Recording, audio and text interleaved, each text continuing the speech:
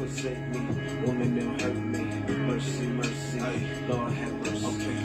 Walk like a champion, talk like a champion. You don't hear that semi blow. Pump, pump, pump, pump. Pull up on your set slow. You don't hear no engine. Put a body on the gun wide. Walk like a champion, talk like a champion. You don't hear that semi blow. Pump, pump, pump, pump. Pull up on your set slow. You don't hear no engine. Put a body on the gun wide. Mercy, mercy, the wicked have no mercy. So I gotta stay with a blicker, niggas be thirsty. Quicker than the flick of a picture, niggas could murk me. Catch you with your dick in these bitches and do you dirty. When I'm God body, I put that shit on the jersey. No weapon formed against me shall hurt me. Go to war on your turf, I put you under the surface. Mac 10s, Mac 11s, call a nigga Bernie. Open up the chest of a nigga, them bitches burning. Living by the scripture that's written and it's the sermon. I see that window closing, can't be playing in the curtains. I ain't playing like the circus. I'm a man with a purpose. Can't be laying with the serpents. Keep the squares out your circle. You ain't standing on your word. What kind of man are you? At you out, cross you over. I had to shell dodge you. Can't stop a nigga drive to be. They can't guard you. Hell have no fury compared to what God do. I'm a whole gangster. My nigga not partial. 38 special. This nigga think he's special. I go ahead depart you. I ain't finna argue. Walk like a champion, talk like a champion. You don't hear that city blow. Run, pump, pump, pump, pump. Pull up on your set slow. You don't hear no engine. Put a body on the gun wide.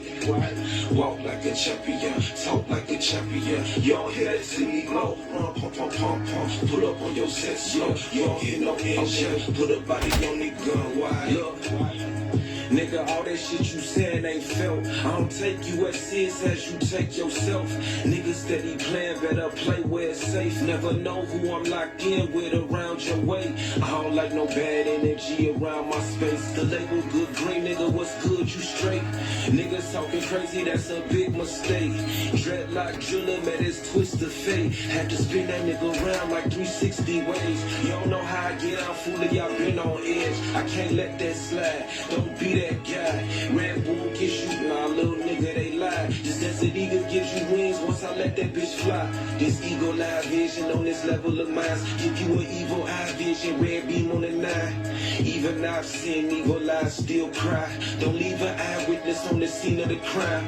Seeing is believing, you ain't seen nothing yet. Switch scenes like the seasons over scene on the set. You think it's sweet cause you breathe until you see what's next. Okay, walk like a champion, talk like a champion. You don't hear that semi blow. Pump, pump, pump, pump, pump. Pull up on your set slow. You don't hear no engine. Put a body on the gun wide. Walk like a champion, talk like a champion. You don't hear that semi blow. Pump, pump, pump, pump, pump. Pull up on your set slow. You don't hear no engine. Put a body on the gun wide. Walk like a champion, talk like a champion. You don't hear that semi blow. Pump, pump, pump, pump. Pull up on your set slow. You don't hear no engine. Put a body on the gun wide. Mercy, mercy, Lord have mercy. You don't hear that semi blow. Show me no mercy.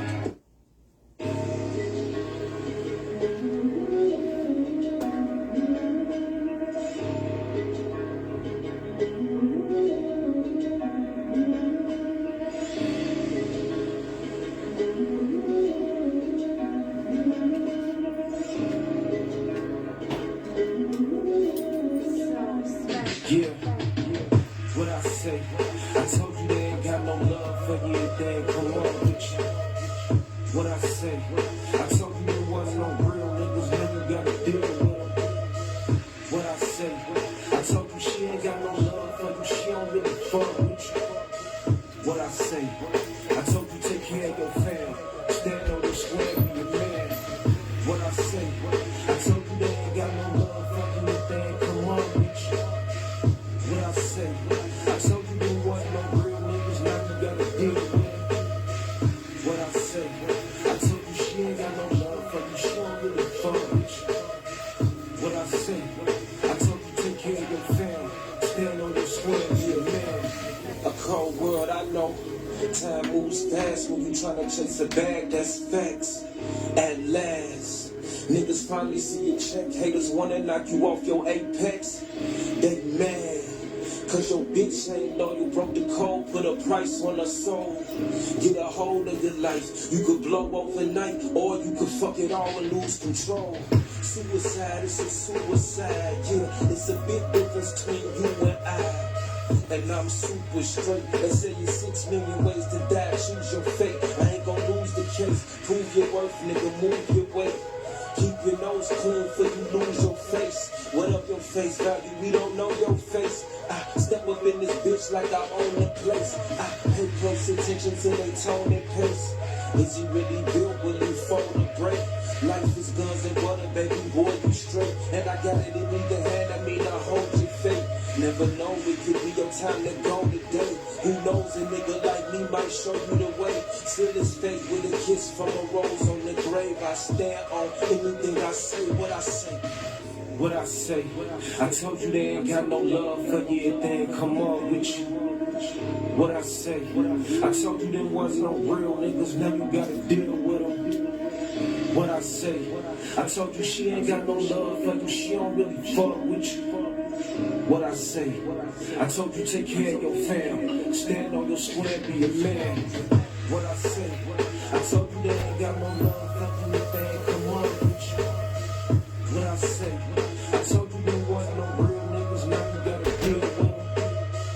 What I say, I told you she ain't got no love for you, she don't really fuck with you.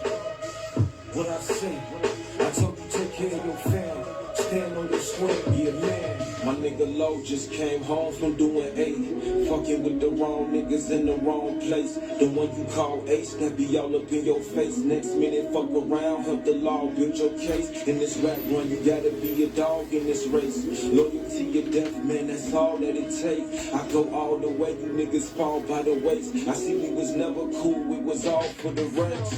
And furthermore, keys open doors. I can never sit and watch my niggas jump overboard. It's over for you straight niggas and I'm the overlord. I know you niggas to the core. Before you hit record, never give a man a sword if he ain't built for war. I see hate galore, not just love the Lord. It motivates me more, keep a nigga going forward. Life come with bullshit and the nigga is all for it. I ain't knocking your hustle, but it's money over horse. I gotta feed them, you gotta feed yours. On this path less chosen, ain't no room for detours. Just earn your keep and keep yours. Let be and be more, but be sure you very close. Shit ain't never finna be the same like it was before. You know what they say about when it rains for sure. The game is pure through my veins and pores. What I say.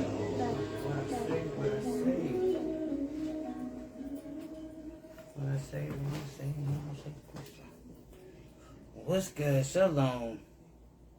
We back up in it. We is Bizak. Guess who's Bizak? Oh yeah, we back up in it. Shalom, what's good? Right? We back up in it. I know you see the title, right? Jesus told us it'll be days like this. Right? So, yeah, so we're gonna get into it and all that stuff, right? Hold on real quick. Salakia, where? Hold up.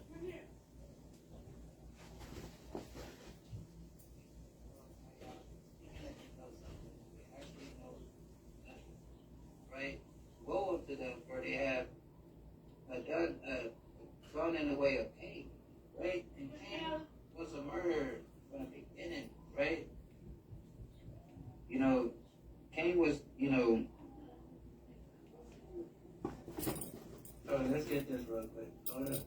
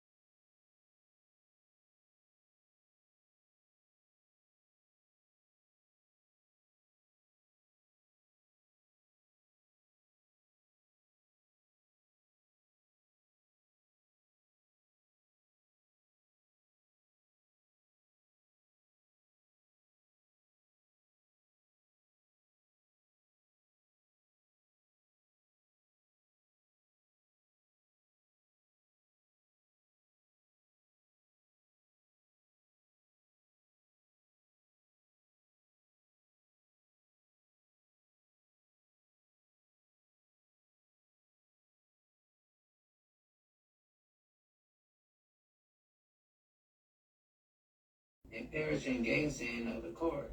You know, and so meaning they stubborn, stiff necked, you know, they're stuck in their ways, they think what they do is right, you know, because it appears to be prosperous to them, but they don't understand that it is perish in the gazing of the court, right?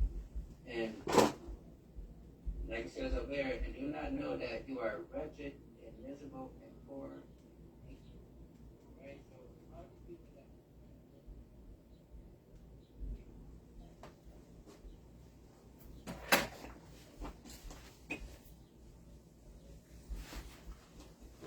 so like it, we back.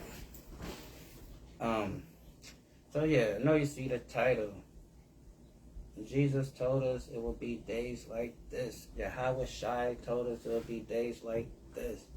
So we're going to get into these prophecies and stuff. I know we've been watching the news and stuff. We've seen tornadoes and stuff.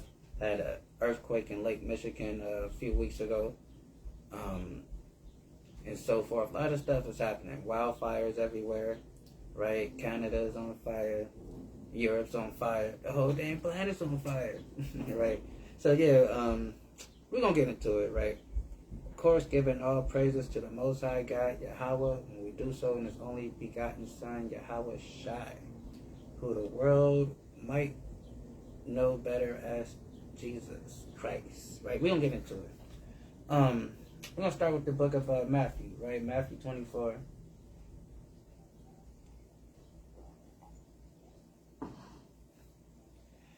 And we're going to start at verse 3. So yeah, Matthew 24, verse 3. We're going to get right into it. So you know, it's Christ talking to the people and His disciples, giving them prophecy on the fall of Jerusalem, and also the end times when He will be returning. You know, events that's leading up to His return. So we want to start at verse 3. So it says, and He sat upon the Mount of Olives, and the disciples came to Him privately, saying, "Tell us, when shall these things be?" So you know, it's talking about the end of the world, His return, and all that stuff. So then the disciples, like, when everybody dispersed, just them alone, they're like, "Yo, tell us, when these things will be, what to look for, right? And what shall be the sign of Thy coming, and the end of the world?" And Yahweh shall answer and said unto them, "Take heed that no man deceive you." Right? And that's very important, that we should take heed that no one is deceiving us with lies and fabrications of the truth. Right? And that's what a lot of us, become victims to deception and stuff, and fantasy. And we fall astray to it. And we have to make sure that no man deceive us. And we protect ourselves from deception by staying rooted in the foundation of the gospel and the faith, right? And in the truth, right? So it says, "For many shall come in my name, saying, I am Christ, and shall deceive many." And that's why we have so many religion institutions. Again, this book somehow created 40,000 different variations of Christianity. I mean, that's what they did when they grabbed it, right? So, all proclaiming to be of God, and, all this stuff. All, you got some people that say, yeah, it don't matter what you believe in, it's all God, And so it says, "Take heed that no man deceive you, for many shall come in my name, saying, I am Christ." And this can be manifold on a lot of stuff, not necessarily dealing with this Bible and the God of Israel per se, but you can have these gurus that come up with, fancy, ideas and try to turn things into a religion, right? Now, this person, I'm just saying his name because, people know him, and I'm not putting this label on him, but just from the, when he debate and certain things he talk about, it kind of come across like that, but I'm not saying he's doing that, right? So I'm just putting that out there. I'm not saying he's doing that, but people will do this, though. 607 Unk, right? 607 Unk, I know some people might think he crazy, and he is crazier than the Bessie Bud, right? No lie. But some of the stuff he be talking about is like metaphysics. And, metaphysics, have its, purpose and its truth to it. But it's not something that you can make a religion out of. But some people would take, the metaphysics and try to create a whole doctrine and religion off of the metaphysics instead of understanding that that's just an extension of, the Most High God, power and how he works, and all that cool stuff. But they'll take it and they'll try to flip it, they'll take certain things and make religions out of it, right? So it says, for many shall come in my name saying that I am the Christ, right? And again, so in the word Christ, in the Greek just means the anointed, in Hebrew it'll be the Mashiach, which means, again, the anointed. And, so, and anyone can just anoint themselves as the savior of people. I mean, like, what was it, in the 70s or the 80s? You had some guy named Jim Jones that took a lot of our people to a far off place and eventually did horrible things, right? So, David Koresh, all these different people claim to be stuff, and it doesn't be of God, but then people look at them as leaders and think that they're holy because, maybe they're saying something that speaks to their inner sin, their inner evil that, and they feel comfortable like, well, shoot, I don't have to change this because this person gets it, right? And it says, for many shall come in my name, saying, I am Christ, and shall deceive many. And ye shall hear of wars and rumors of wars. And that's what's going on now. We're hearing of wars and rumors of wars, right? And it says, and see not ye be troubled, for these things must come to pass, but the end is not yet, right? So these things must come to pass, right? But we having wars and rumors of wars, right? Let's get really quick.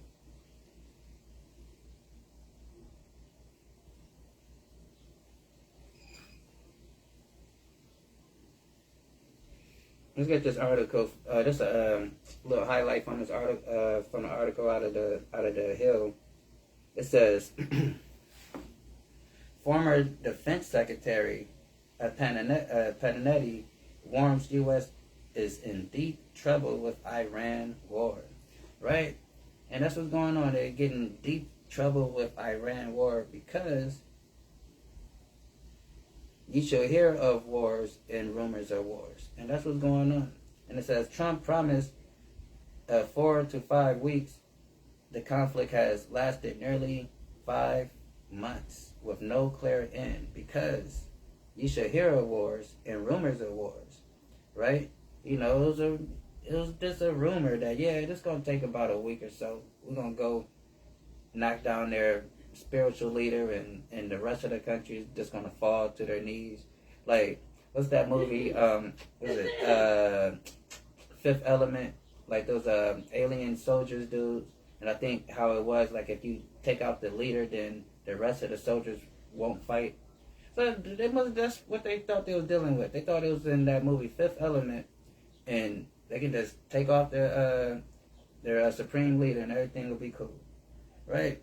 Then it says, support plummets amongst Trump voters, with 1 in 5 MAGA supporters wanting the war to end.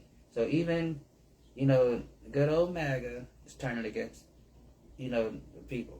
Because, those people, MAGA, they don't like those people with the little curly stuff hanging from the side for the most part, right? And they hate that Donald J. Trump, Donald J. Trump, is in the bed with those people with the curly stuff hanging from the side. They hate it, right? And it says, rising oil prices and increased living costs burden Americans. 3 U.S. service members recently unalive, right? So it's going down over there. And Petanetta suggests controlling the Strait of Hormuz as the only way to gain negotiating leverage, right?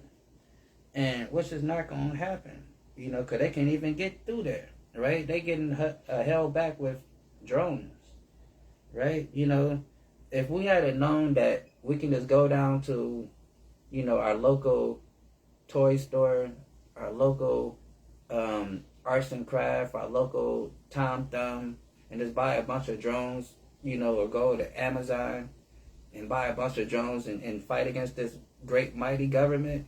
I mean, shoot, I think us black folks, us black and brown people, I think we would have been got us free by now, right? Maybe we need to get on with the, maybe we need to, you could go to Amazon or whatever, Temu, right?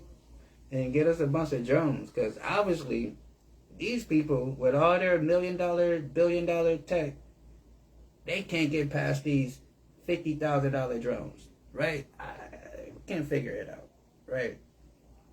So maybe they might be on to something. Then it says, this is from Reuters. It says China negotiate directly with Yemen Houthis to ensure safe passage for Chinese tankers through Red Sea. Of course, because they 38, well, hold on. 1017, BRICS wide, that's what it is, that's negotiating on, right? 1017, right? I think Fetty Wap in 1038. Y'all know what's going on. So, they BRICS wide down there. Of course, they're going to help each other out. Brazil, Russia, India, China, and South Africa, BRICS. Then all the little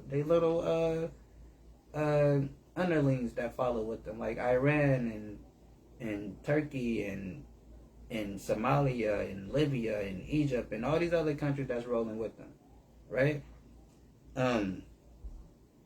So of course, and it says the Houthis declare blockage on July 20th, threatening vessels accessing Saudi ports amid border regional tensions.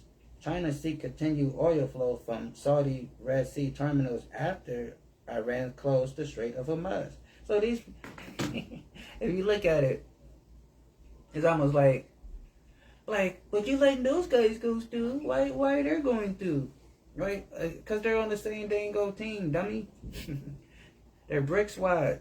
Get it through your head. 10-17, right? BRICS wide over there with the real Pusheisty, right? And Vladimir Putin, right? That's what they got over there, right? They are tight, right? And so of course they're gonna let China. And in fact, they've been selling oil to China in a yen, right? They've been letting China buy oil in a yen, right? And you know what that does to the American dollar? That brings it down. Make it a little more cheaper, because the American dollar is backed off the oil that gets sold over there. And if they stop selling oil in American dollars, then we gonna be just like them countries that you people like to make fun of and say, those shit old countries. America's gonna be a shit old country because they don't want our money. They took our money, they ripped it down. But yeah, that's what's going on, right? And they wiping their ass with it. Oh my God, you should see those people. They wiping their ass with dollar bills. They got a $100 bill, wiped it, right? That's what's going on over there, right? And it says, some tankers changed course due to safety concerns. Alternative routes around Africa takes 50 days versus 16.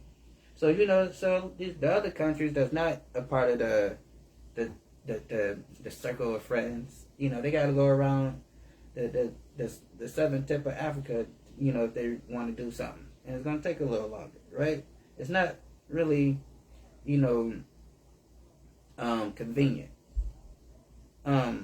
This is from Newsweek. It says, Ukrainian strikes on Russian and Iranian vessels in the Caspian Sea merges Israel conflict into a single crisis. Oh God, this is prophecy happening. I didn't even want to do this. This is not part of the plan, but just read this real quick. Because the Most High is like, he got in the back of these nations' heads, that playing in their mind. They, subconsciously, they don't know. It's just like playing real low in the back of their mind. That Jay-Z song, bring them out, bring them out, bring them out, bring them out. Or that, no, that's that T.I. song, that part keep on repeating. But, took it from the Jay-Z. Bring them out, bring them out, bring them out, bring them out. Where we at with it? Let's go get our main Joel, right? And it says this, behold, Joel 3:1, behold, those days come, where behold, in those days, and in that time should I bring again the captivity of Judah and Jerusalem, and I will gather all nations. What did he say? I will gather all nations and bring them down to the valley of Jehoshaphat, and will plead with them, right? And then what we just read? Ukrainian strikes and Russian and Iranian vessels in the Caspian Sea merged Ukraine-Israel conflict into a single crisis, right? So you got Iranian vessels up in the Caspian Sea attacking Ukrainian vessels. Then you got Ukrainian hitting Russian and Iranian vessels. They teaming up together, y'all, right? And because, I wasn't going to do this one neither. But let's get it. Since we're talking about them teaming up, it's over here real quick. In Ezekiel. Because God put a spirit on the leader of Russia, which is currently the real Pushaisty, Vladimir Putin. And he said this. He said, let's get to the point. Ezekiel 37 Ezekiel 38:7.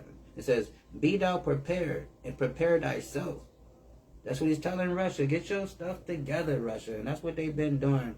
America thought they can put sanctions on them. They thought they can freeze their Russian access. But these people are still living life like the Ukraine war and all the other stuff never happened. Besides the occasional bombings and casualties. Okay, that stuff happened. But as far as the quality of life, the economy, that's what I'm talking about. Right? When it says this, be thou prepared and prepare thyself, thou and thy company, because they are part of that BRICS. They are one of the head leaders. And it says, thou and thy company that is a symbol unto thee, and be a guard unto them. So God is putting that charge on a Russian government to protect, Iran, protect these Korea, protect those other nations that's within the BRICS organization, right? That's why China and them came together to block U.S. and Germany sanctions down there on Iran to try to mess up stuff. They working together, and these people haven't really not trying to figure it out, right? And we know they working together. Hold on. Because God told them to work together. He told them right here. He says,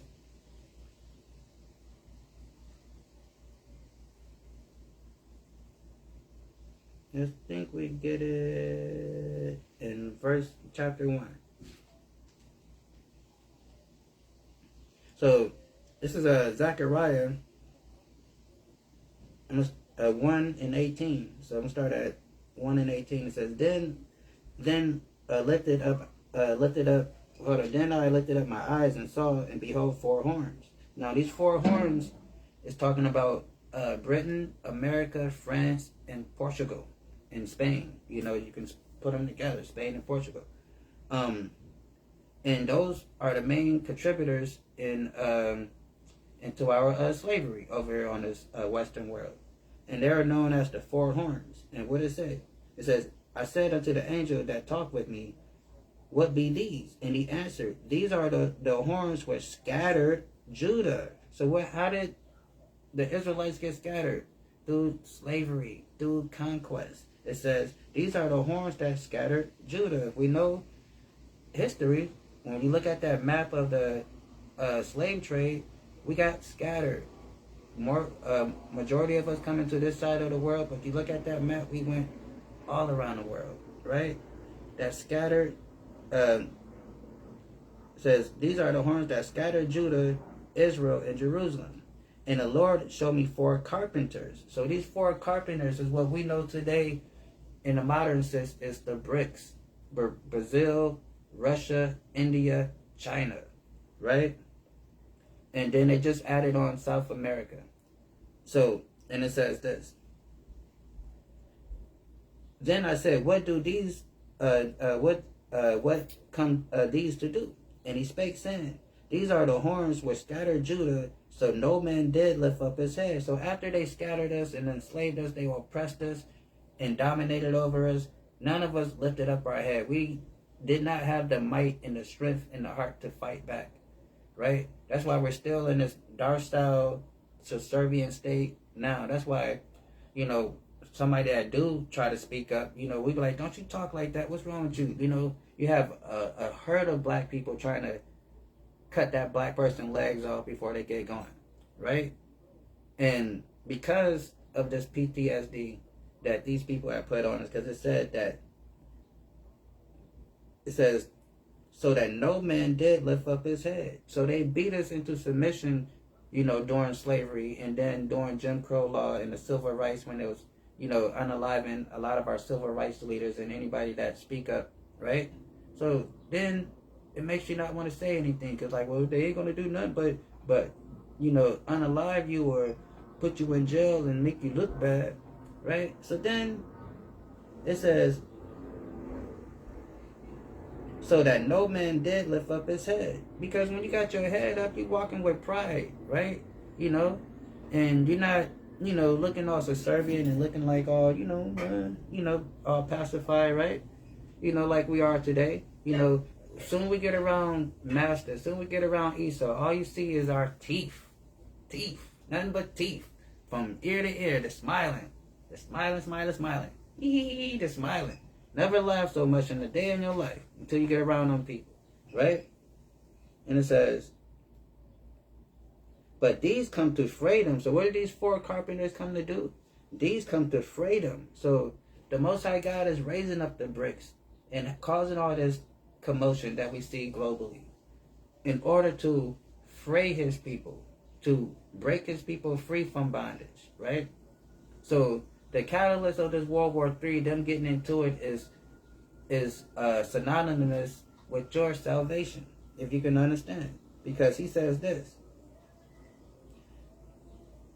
These are the horns which scattered Judah, so no man did lift up his head, but these come to freedom, to cast out the horns of the Gentiles, which lift up their horn over the land of Judah to scatter it. Right? And we know the history. Who went over there and scattered the people? We know history, right? Can we get into a history book real quick?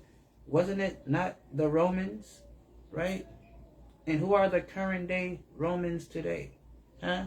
Although they like to call themselves a million different things today. You know, I know off top we'll say the Italians, you know, but they're more than just the Italians.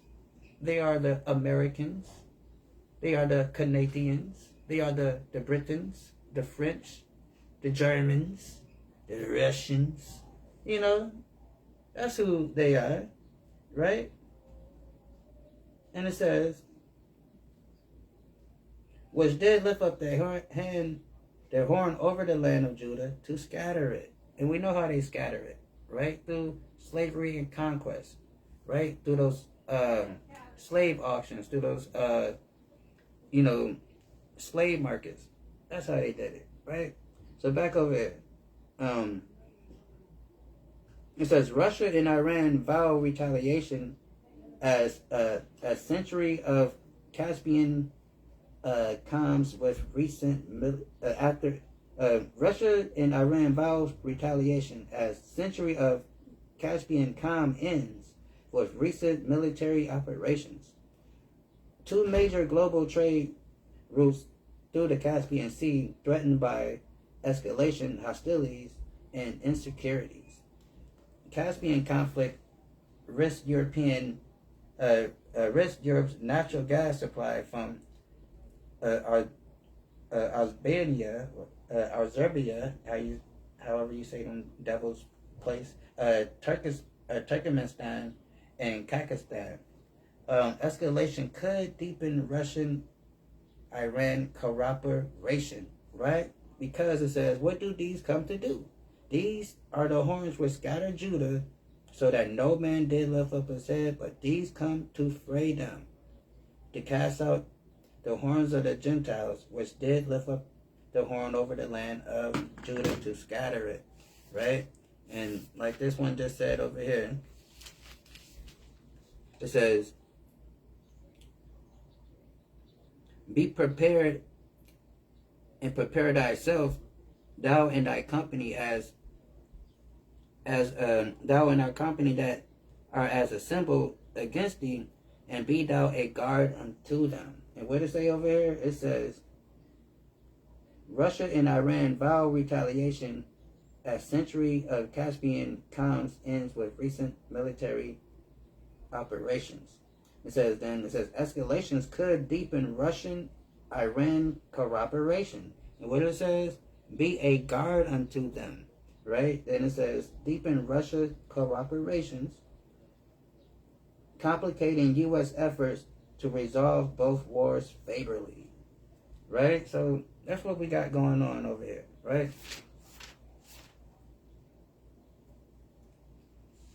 So back over here. It says, and ye shall hear of rumors of wars, and see that ye be not troubled, for these things must come to pass. For nation shall rise against nation, and kingdom against kingdom, and there shall be famines, pestilence, earthquakes in diverse places, right? And that's what's going on. We see that stuff happening, right? And just like over here, some people over in France, over there with the weed, and what was and dawn over there, right? Them people. What happened? It says, this is from Reuters. It says, wildfire near Bordeaux highlights severe climate challenges, drought, heat waves, causing earliest harvest on record. Water scarcity threatened vine survival. Young vines suffering irrigation exemptions sought, but supplies limited. Bordeaux wine market declined nearly 20% over 5 years amid falling consumption over oversupply. Industry faces dual crisis: climate adaptation needs and economic pressure, forcing some to uproot vineyards. You know, that's a big thing because, you know, France, you know, that's wine country. You know, they produce a lot of the world's wine. That's one of their major exports. And so this wildfire stuff is not just damaging property, it's also messing with their exports of wine. And it's, you know, it's causing a lot of stuff, right? And let's get this real quick if we could. Hold on.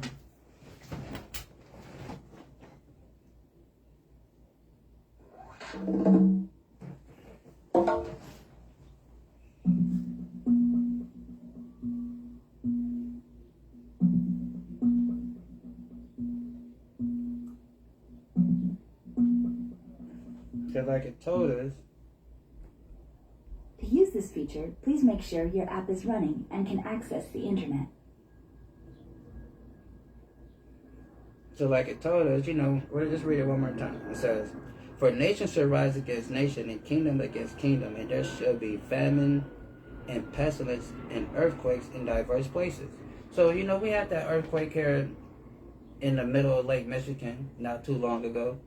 And, you know, Chicago had, you know, tremors before. Illinois is capable of getting earthquakes because the southern tip of Illinois is right on a major fault line.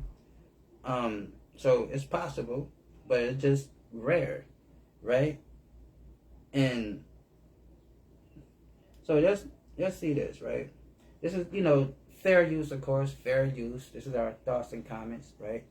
On this stuff, right?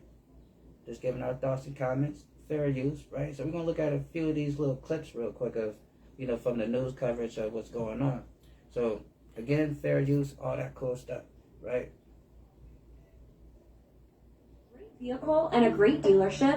Should it just Need to come through with the thing.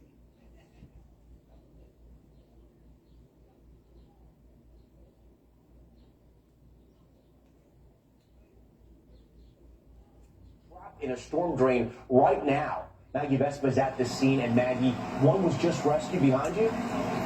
And outside of Chicago, word tonight of workers trapped in a storm drain right now. Maggie Vespa's at the scene, and Maggie, one was just rescued behind you. Yeah, this was just yesterday. Somebody being trapped in a storm drain, right? Because of the, excessive, rain and wind and all that stuff, right? We'll see. Hold on. Yeah, Tom, that's right. One of those workers has now been pulled out. Another one is still trapped down there, and you can see it's still raining here in the Chicago area. Rescue crews working to reach him frantically as severe weather slams much of the country. Tonight, a monster twister tearing across Wisconsin. Watch as this ominous cloud roars through a neighborhood. This is really bad. This dramatic video capturing the devastation in Menasha. Trees and homes on the main street torn apart. In Wisconsin.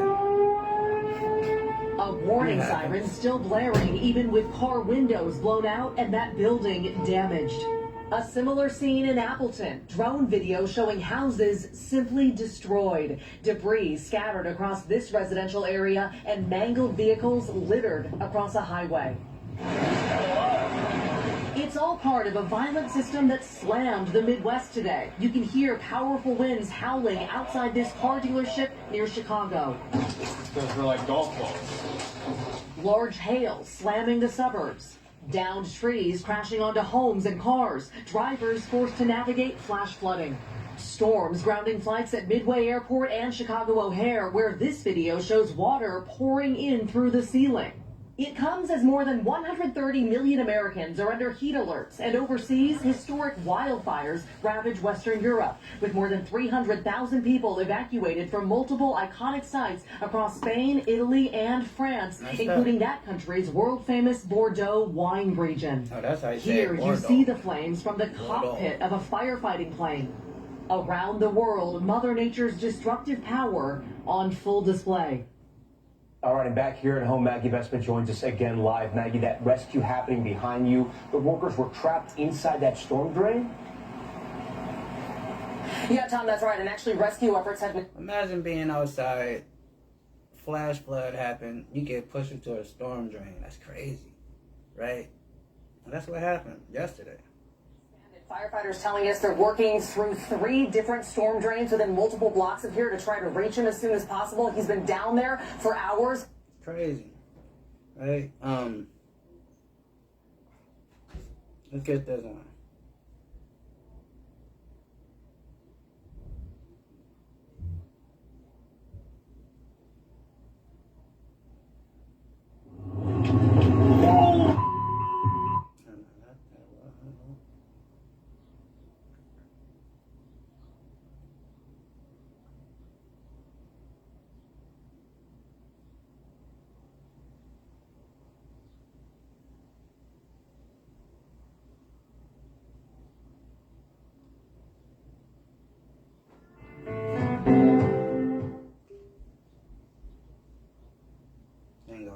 And stuff. They are 71st and Crane, which some folks would say out here in Hazel Crest is really the epicenter of most of the damage. Let me get out of the way and show you exactly what I'm talking about. This is the apartment building that was left basically decimated when those storms came through, leaving behind, of course, extensive damage in the south suburb. Now, it's expected that those survey teams you talk about from the National Weather Service will be in the area trying to determine if indeed it was a tornado that hit down here. Meanwhile, here in Hazel Crest, many here are just grateful that it wasn't worse as they try to clean up. That's my bed right there, literally where it fell in. Hazel Crest resident Robert Redmond and his family have no home anymore after severe storms rolled through the south suburbs. He says he was at work when the storm hit. His mother and 2 young children were home and hid in the basement. My daughter, of course, she was really frantic, talking about how there's a tornado and everything is gone. The house is gone, the roof is gone.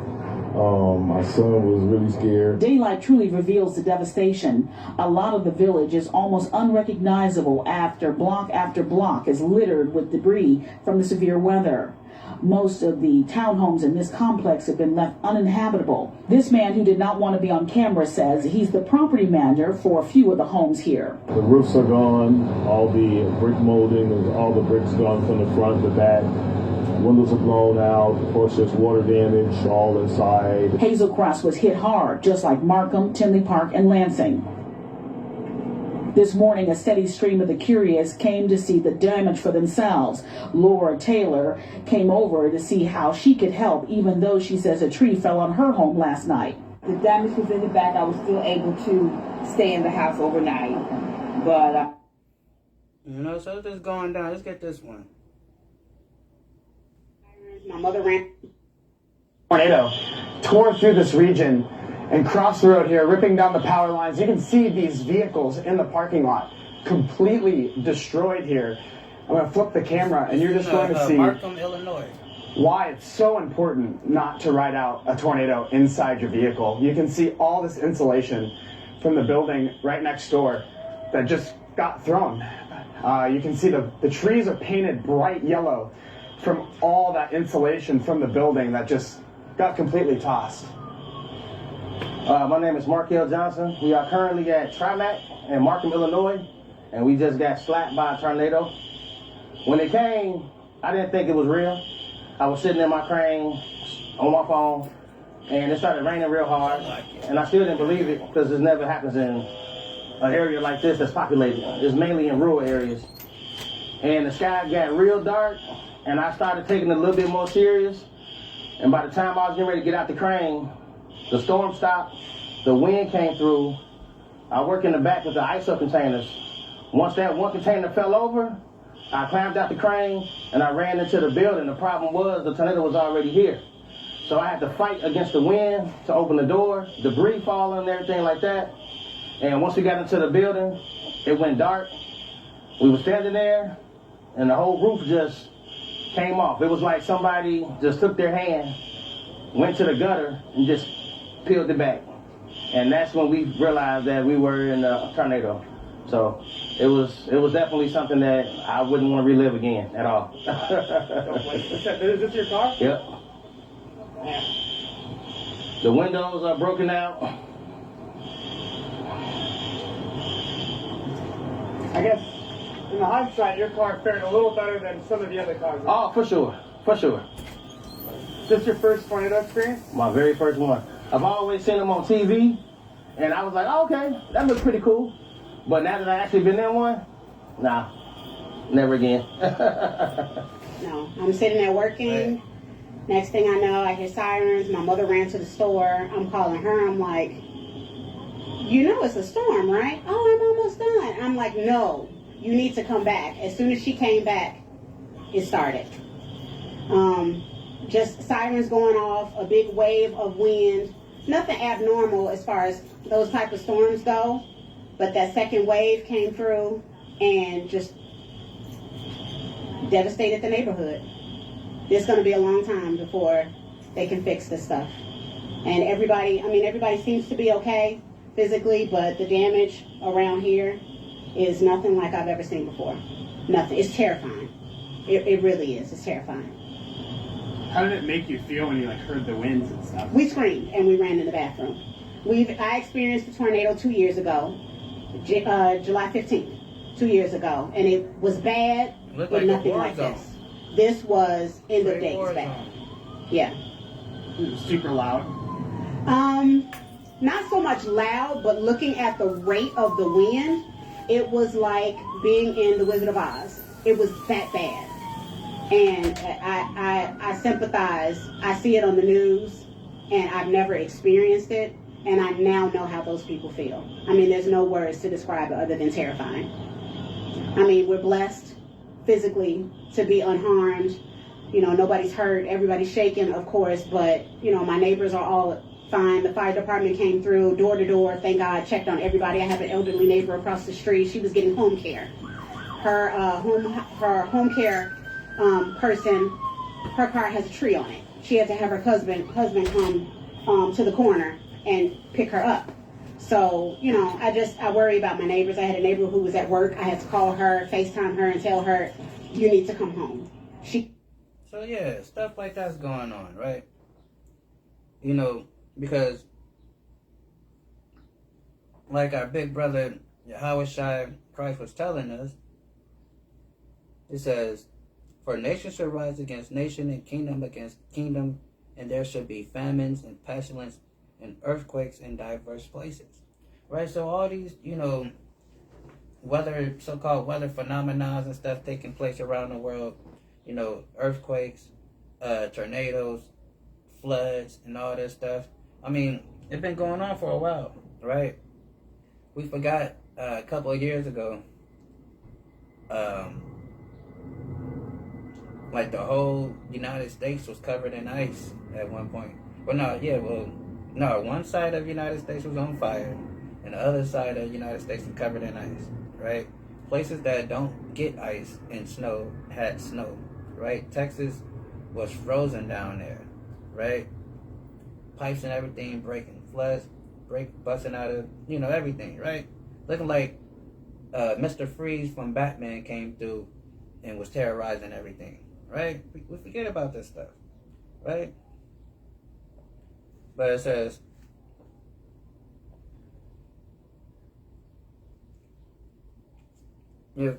for nation shall rise against nation and kingdom against kingdom, and there shall be famines and pestilence and earthquakes. And that's what's coming too, famines, because with this oil stuff that they're blocking in Hormuz, I mean, that's going to hike up food prices eventually and make it hard for a lot of people to eat, right? It's going to be really crazy. Let's get boom, boom, boom.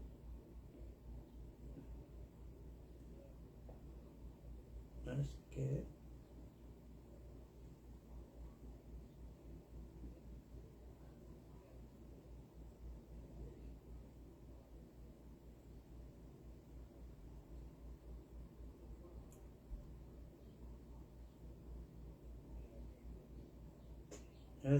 let's keep reading. No, let's keep reading. So it says, all these are the beginning of sorrow. Then shall they deliver you up to be afflicted, and shall kill you, and ye shall be hated of all nations for my name's sake. Right? And that's what's going on, you know, and especially when things start to really ramp up, when these race wars and all this stuff start to kick off, right? Civil war, race war, you better believe that the people of the Lord is going to be a target, right? And that's what's going down. And because whenever they get angry, we always the object of their, you know, affection. Whenever they feel like getting violent, you know, that's why that, you know, all those lynchings took place, you know, during in the South, and just so happened, coinkydinkedly, it was going on during the time of the Great Depression, when they were losing their money and jumping out of buildings because they didn't have, you know, anything no more, right? So, like I think Malcolm X said, when America has a cold, black people have the flu. So, better understand that, right?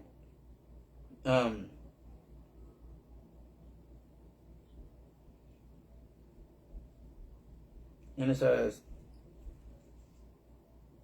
let's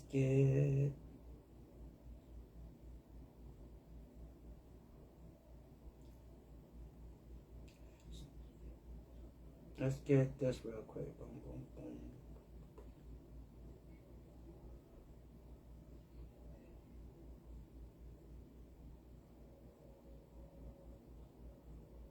So it's Isaiah 29:6. It says, "Thou shalt be visited of Yahweh of hosts with thunder and with earthquakes and great noise and with storm and tempest." Right? That's what's going on. Being visited by Yahweh with thunder and with earthquakes and great noise and storm of tempest and a flame of devouring fire. Right? That's what's going on over there in Europe.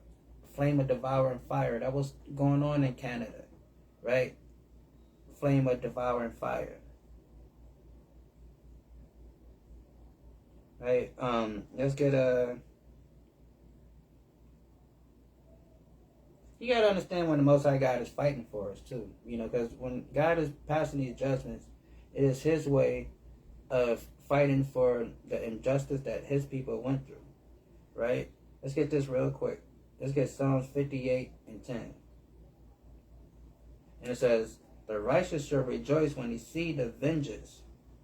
Right? Because, and, you know, when we see the downfall of our enemy, you know, we're going to be righteous. I mean, we're going to be joyous in that occasion. Because we're going to see and feel the oppression immediately leave.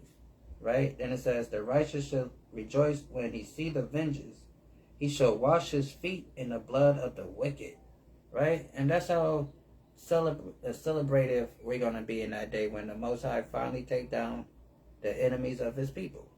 That we shall wash His feet in the blood of the wicked. Right? That's how we're going to be. Because we're going to be trampling over our enemies. Right? In that day. But in the time being, it says, "They should deliver you up to be afflicted and shall kill you. And you shall be hated of all nations for my name's sake." Right? And that's what's going down. Let's get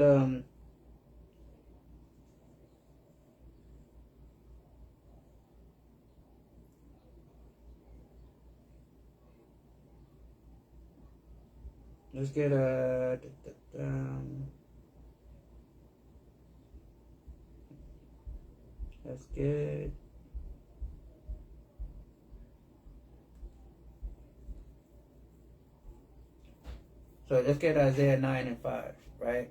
So Isaiah 9:5 says, "For every battle of a warrior is with confusion of noise." Right? You know, so back in the day, you know, they used to fight with the swords and the shields and stuff. You hear the cling, cling, bling, bling, cling, right? Arrows flying, right? Chariots rolling, right? Horses galloping and all that stuff. People screaming, "Charge! Rah!" Right? Cling, cling, cling, right? So it says, "For every battle of a warrior is with confusion of noise," right? And it says, "And a garment is rolled in blood." You know, because it was close combat during those days. You know, back then you have to, as Master P said, always look a man in the eye before you kill him. Right? You have to look a person right in the face. Right? You have to look at him with a sword, with your, you know, with your javelin, with your axe, you know, with your club. Right? And it says, "For every battle a warrior is with confused noise, and garments rolled in blood," because it was close combat until the invention of the gun, right? The invention of the gun, you know, slowed down the close combat. Now you don't have to be, you know, so, you know, close combat and you know, so now you can be yards away and cause damage to a person. But back then, you have to be right there, right? And it says, "And garments rolled in blood, but this," what is World War III? "But this shall be," how is this World War III is going to be fight?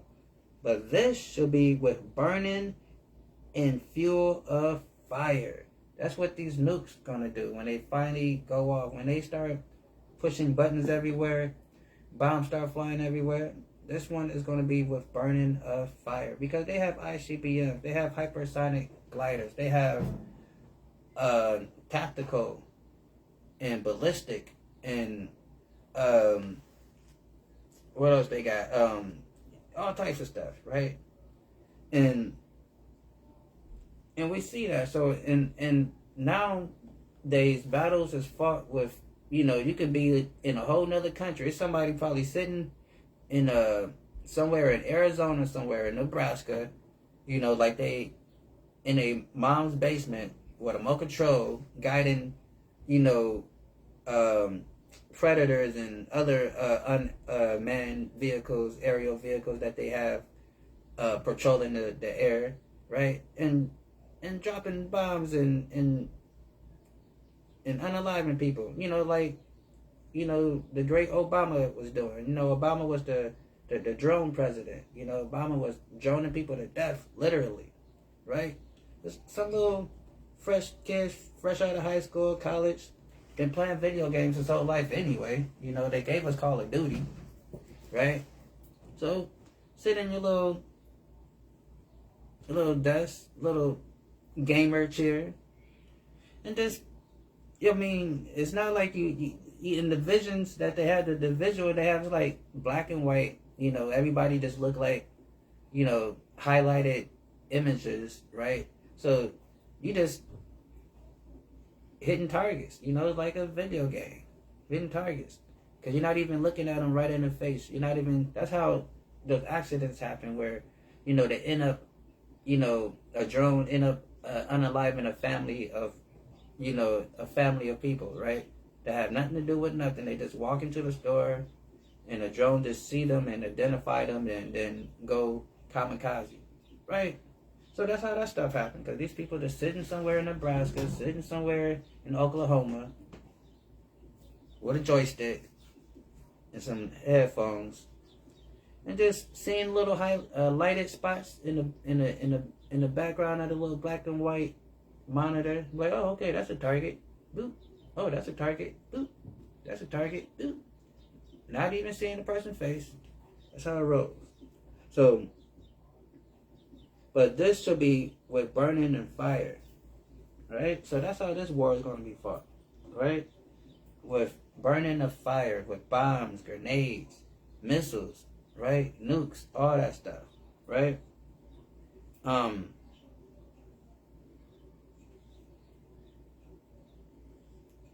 let's get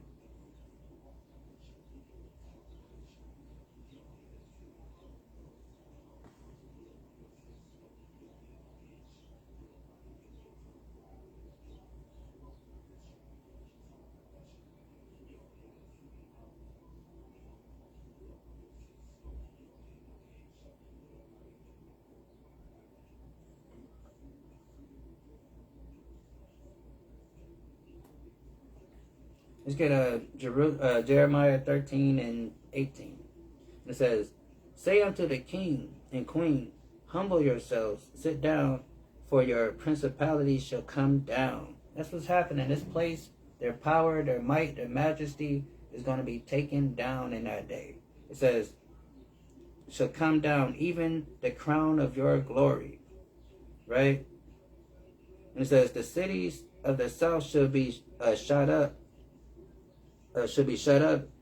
and none shall open them. Judah should be, oh yeah, you know, so let's get into something else. But, so again, you know, this place is going to be taken down, right? And let's get let's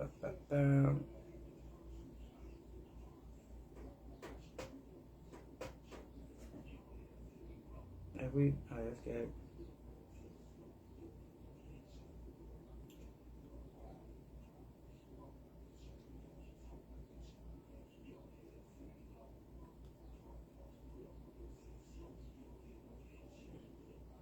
let's get 2nd Ezra 9 and 1, right? 2nd Ezra 9 and 1, right?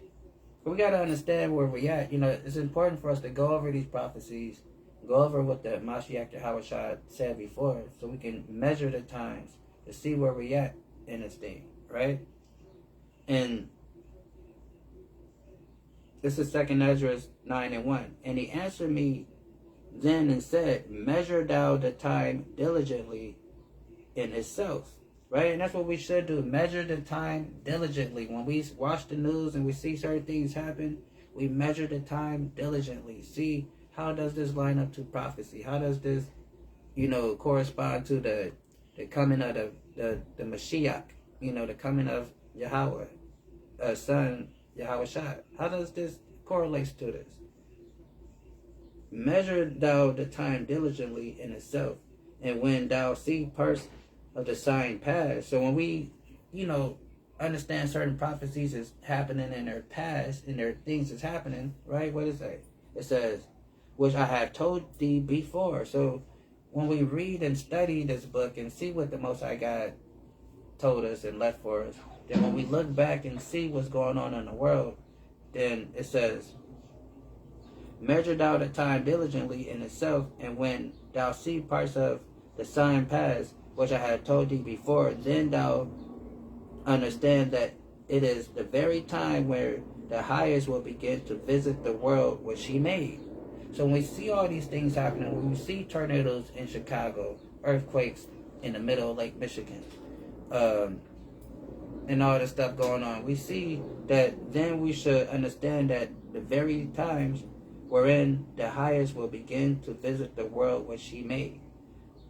Therefore, when there should be seen earthquakes and uproars of the people in the world. So we have earthquakes, and then we have uproars of the people, sedition, protesting, people not happy with their government, people constantly looking to a way to separate themselves from the government, right? In every country, political unrest, right? And we see that in a lot of these places. Venezuela going at it right now. Colombia, Cuba. America tried to get Iran to go, and had the people go crazy over there, but it didn't work. Israel, people over there in Israel protesting and going crazy. So it's all, like it says, therefore when there shall be seen earthquakes and uproars of the people in the world, even here in the States, uproars of the people always protesting about something, mad about something, right? And then it says, then thou shalt well understand that the Most High spake those things from the days that were before thee. So that's why, we can look back at these prophecies and know that he had spoke these things from the day that was before thee, right? Because we understand that when it tells us over here in Amos 3, it tells us like this.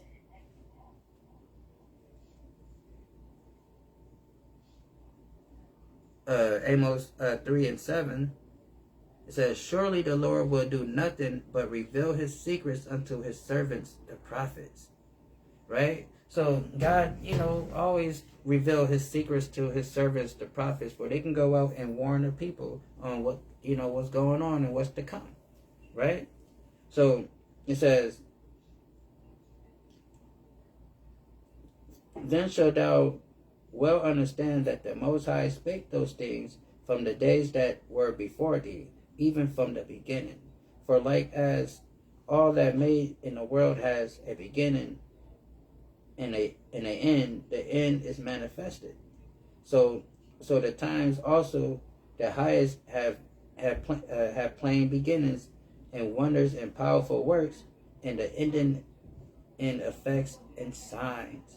Right? So he's showing us through these signs, right? You had like 4 or 5 blood moons in a row. You had that one little actual blue moon, that's rare also. You're seeing signs in the heaven, right? You're seeing different things that's going to, the seasons changing, right? You're seeing certain seasons blending into other seasons, right?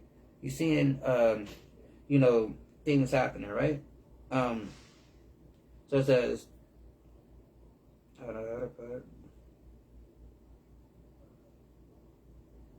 so right. So, so when you're seeing all these things, so we know that, the time is, getting near, right? So, what is that?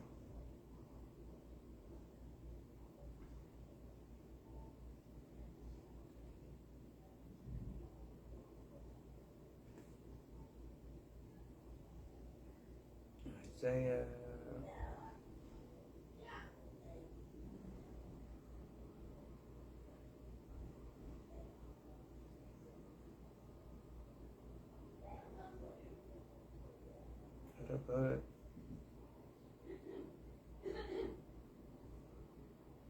Let's get Isaiah 9 and 19. And it says, Isaiah 9 and 19 says, through the wrath of the Yahweh of hosts is the land darkened, and the people shall be as the fuel of the fire.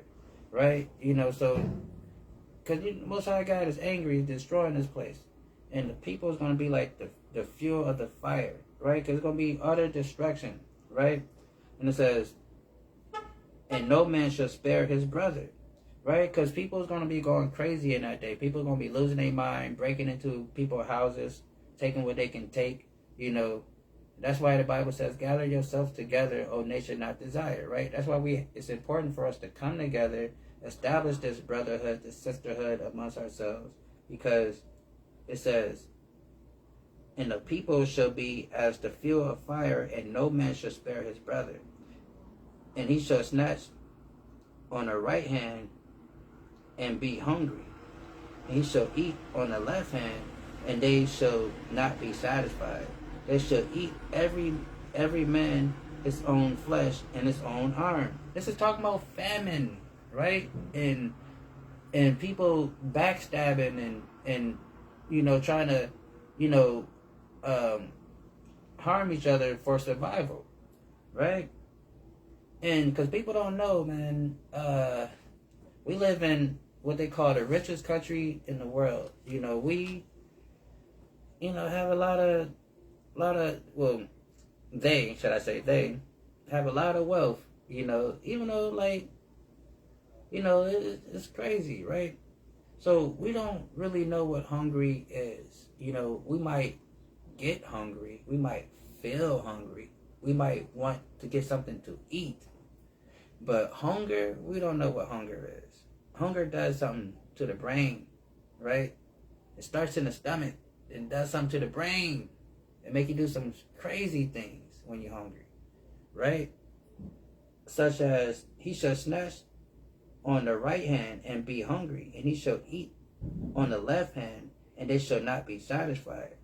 This is talking about cannibalism, right? That's what the brain turns into after a while. It makes you start going crazy, right? Cannibalism, right? Then it says, they shall eat every man flesh in his own arm, right? And this is why it's important that we come together as a people, right? Black, Hispanic, and Native Indian people, right? Who are the Lord's people, the Israelites, that come from the respective 12 tribes of Israel. It says, verse 21, Manasseh, Ephraim and Manasseh, and they are together, shall be against Judah. For all this anger is not turned away, but his hand is stretched out still. Right? So this is talking about northern kingdom, southern kingdom going at it. And that's what we go at it today. You know, a lot of people say, well, you know, those Mexicans is racist. They don't like black people. But then you got a lot of black people that's racist against Mexicans. You know, people be like, well, you know, those Jamaicans, they're arrogant and they don't like black people. They think they're better than black people. Well, you got black people that don't like Jamaicans. Well, those Haitians, they don't, you know, they don't get along with Jamaicans. The Jamaicans don't get along with Haitians.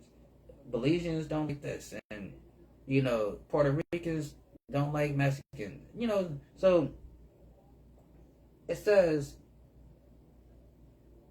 that's why it's important to understand the Bible and prophecies, right? Because it told us all of this. Because we get caught up in those things and not understanding that is a punishment from God for us to be split as a nation. Going back to 2 Kings, right? The book of 2 Kings. But anywho, Manasseh, Ephraim and Manasseh, and they together should be against Judah, right? You know, the southern kingdom, you know, and Judah chiefly being what people will identify as the so-called African American, right? Then it says, for all this, his anger is not turned away, but his hand is stretched out still. So that's why it's important for us to come together, right? So we won't be, acting like a pack of wolves trying to unalive each other and harm each other when we should come together, right? So, back over here.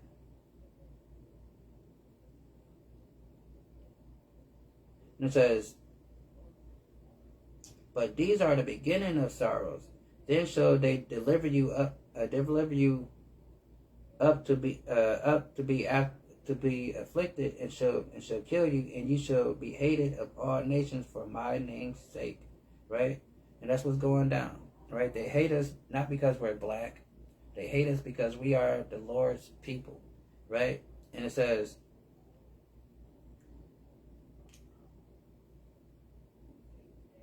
and then shall many be offended, and shall betray one another, and hate one another, right? That's what we just read.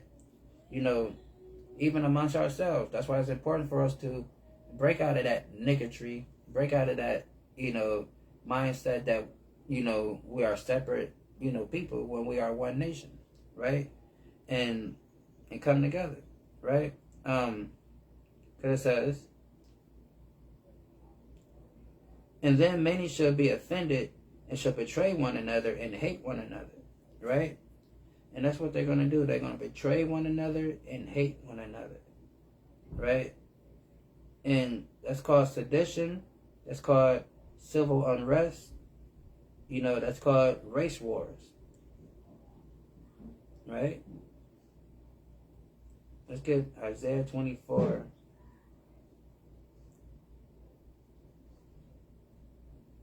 And 19. 24 and 19. It says,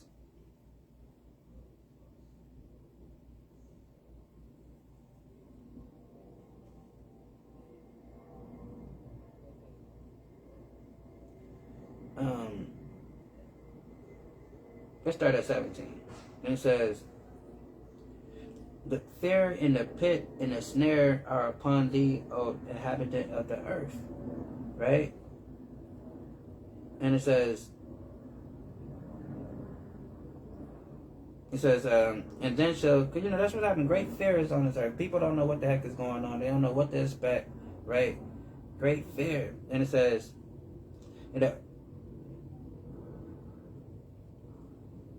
as it come upon the mist, boom, boom, boom, it says, and it shall come to pass that he who flee from the noise of the fear shall fall into a pit.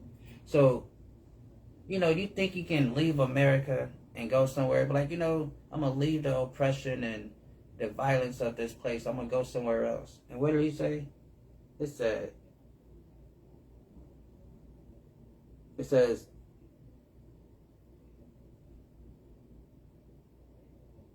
he that come up from the midst of the pit, it says, it shall come to pass, he who flee from the noise of the fear shall fall into the pit. And it says, and he that cometh out of the midst of the pit shall be taken into a snare. Right? So, you're going to think you're going to be able to escape these coming judgments, this coming stuff that's coming on this planet. You're going to try to go to some place, and then it's just going to be a further trap for you. And it says,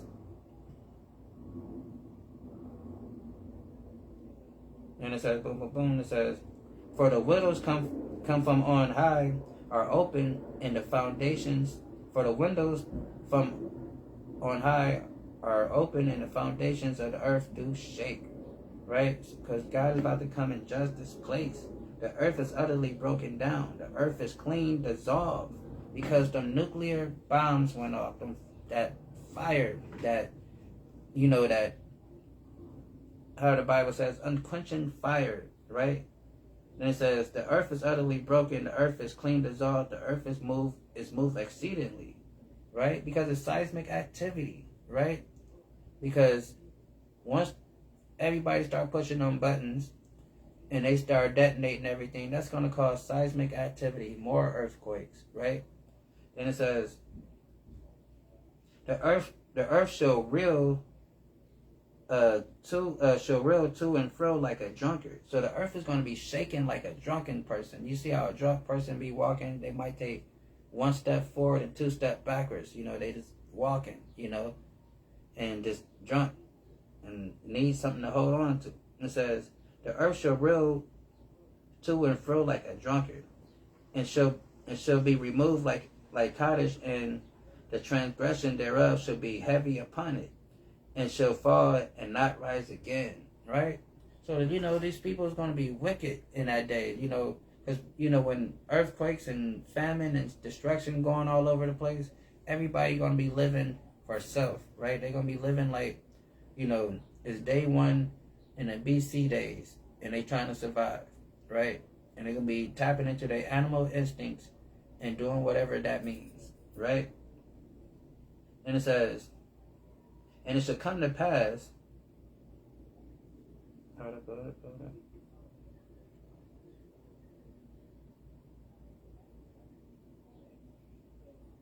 But yeah, it shall come to pass that day that the Lord shall punish the host of the high ones that are on high, and the kings of the earth upon the earth. Right? So he's going to punish these people, the people that's in their high power positions, right? These people, the upper echelons, right? These people that follow, Satan on the left-hand side, working their demonology and all that stuff, right? It says, and it shall come to pass in that day that the Lord shall punish the hosts of the high ones that are on high, and the kings of the earth upon the earth, right? So there are secret societies, all these people that's secretly running stuff and all that. All of them got a judgment coming. Then it says, and they shall gather together as prisoners. So we're going to take them as prisoners. They're going to be all chained up. Your Rothschilds, your Trumps, all of them. They all going to be chained up. And it says, and they shall go gather together as prisoners, or gather in a pit, and shall be shut up in prison. After many days they shall be visited. Right? And not going to be visited like, hey, you need some water? Hey, everything okay in there? Hey, free to go. Ain't that type of visit. Right? It says, the moon shall be confounded, and the sun ashamed, when Yahweh of hosts shall reign in Mount Zion and Jerusalem, and before his ancient glories. Right? So, but that visitation is not what you think. Right? So back over here. It says, and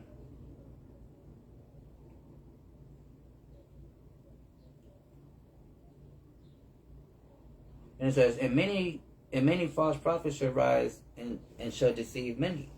Right? And that's what's going on, because these pastors today is not talking about what's going on. They still trying to sing and dance and make somebody feel good before they can give them all their money.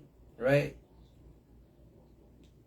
And this is Proverbs 24:15. Lay not wait, O wicked man, against the dwelling of the righteous. Spoil not the resting place.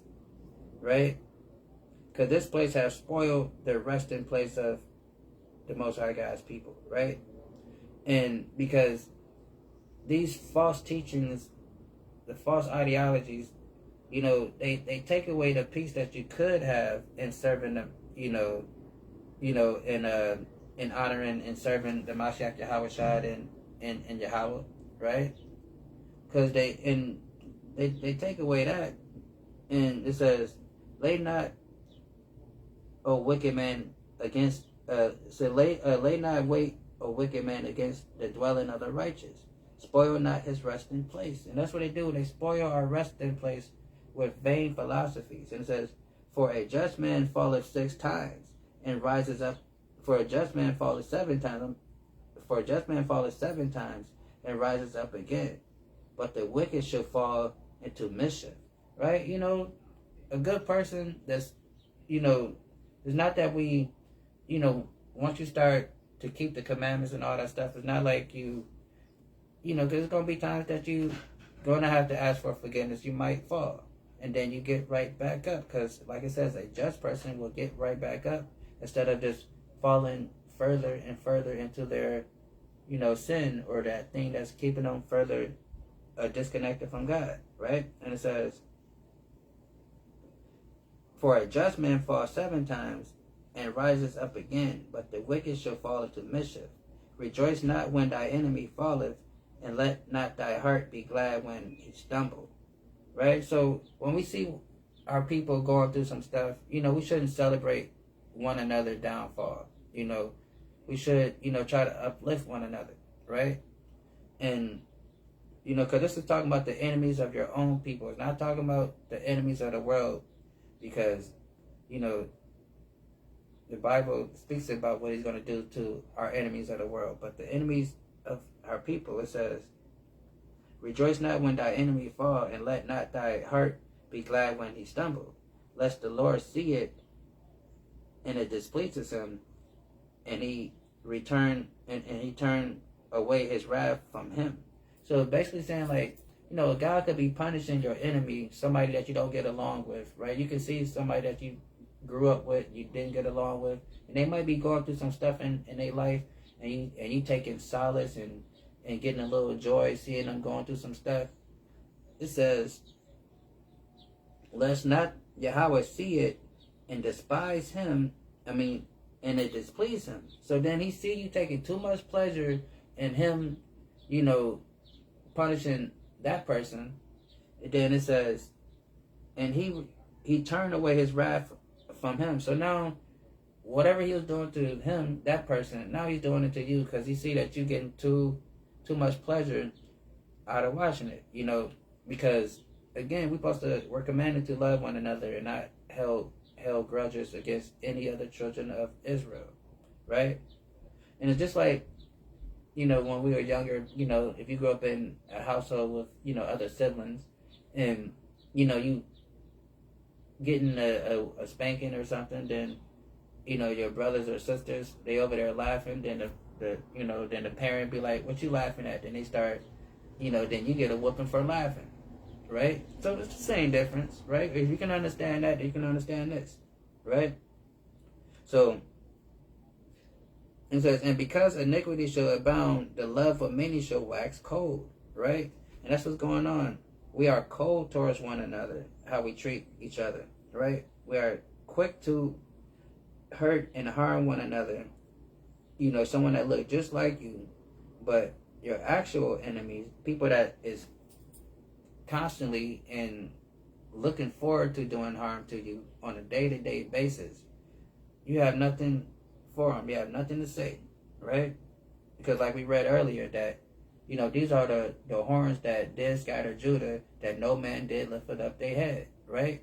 So we're quick and very angry to black and brown people towards one another, but anybody that's outside of that color spectrum of black and brown, yeah, we'll give them a pass. You know, God tell us to forgive them. But anybody that look like you, we gonna kill that nigga tonight, right? Romans 10:9. What if thou shalt confess with thy mouth that the Mashiach, Yahweh should believe in thy heart, and God have risen him from the dead, thou should be saved. For with the heart man believe unto righteousness, and with the mouth confess made unto salvation. Right? So we gotta keep the faith, right? And all that cool stuff, right? Gotta stay 10 toes down. Because the love, it says, because the iniquity shall abound, and the love of many shall wax cold. You know, because you're gonna see this in your life, in your family, in your friends. You're gonna see a lot of people that you once thought love you, once thought will protect you, and you didn't have to worry about it. You're gonna see, you know, how they turn on you in that day, because the love of many shall wax cold, but he that shall endure unto the end, the same shall be saved. So you want to endure to the end so you can be saved, right? And because we're going to go through some stuff. It's not going to be, you know, easy, you know, and everything just going to be great, you know, because it's about to be very, very bad out here. Right? Let's get this real quick. It says Matthew 15:3. It says, hold up. Let's keep reading first. Verse 14. And it says, and this is the gospel of the kingdom, which shall be preached in all the world for the witness of all nations. Then shall the end come. Right? So the end will come when the true gospel is getting preached. And that's what's happening now. The true gospel is being preached because so-called Christianity been around for almost 2,000 years and nothing happened. But since 1969, when a true gospel been getting preached, and a little bit before that, then that's when the Most High God started to move and raise his people up once again, right? 1 Chronicles 1:21, it says this: For after that, in the wisdom of Yahweh, the world by wisdom knew not God. So this world that we live in, there all the colleges, the fancy colleges you can go through, your Ostrix, your Yale, all these different colleges you can go to, your IMT and all that stuff, right? What does it say?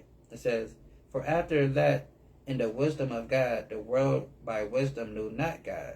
So with all the wisdom in this world, all the fancy colleges you can go to, all the PhDs you can get, what is God telling us?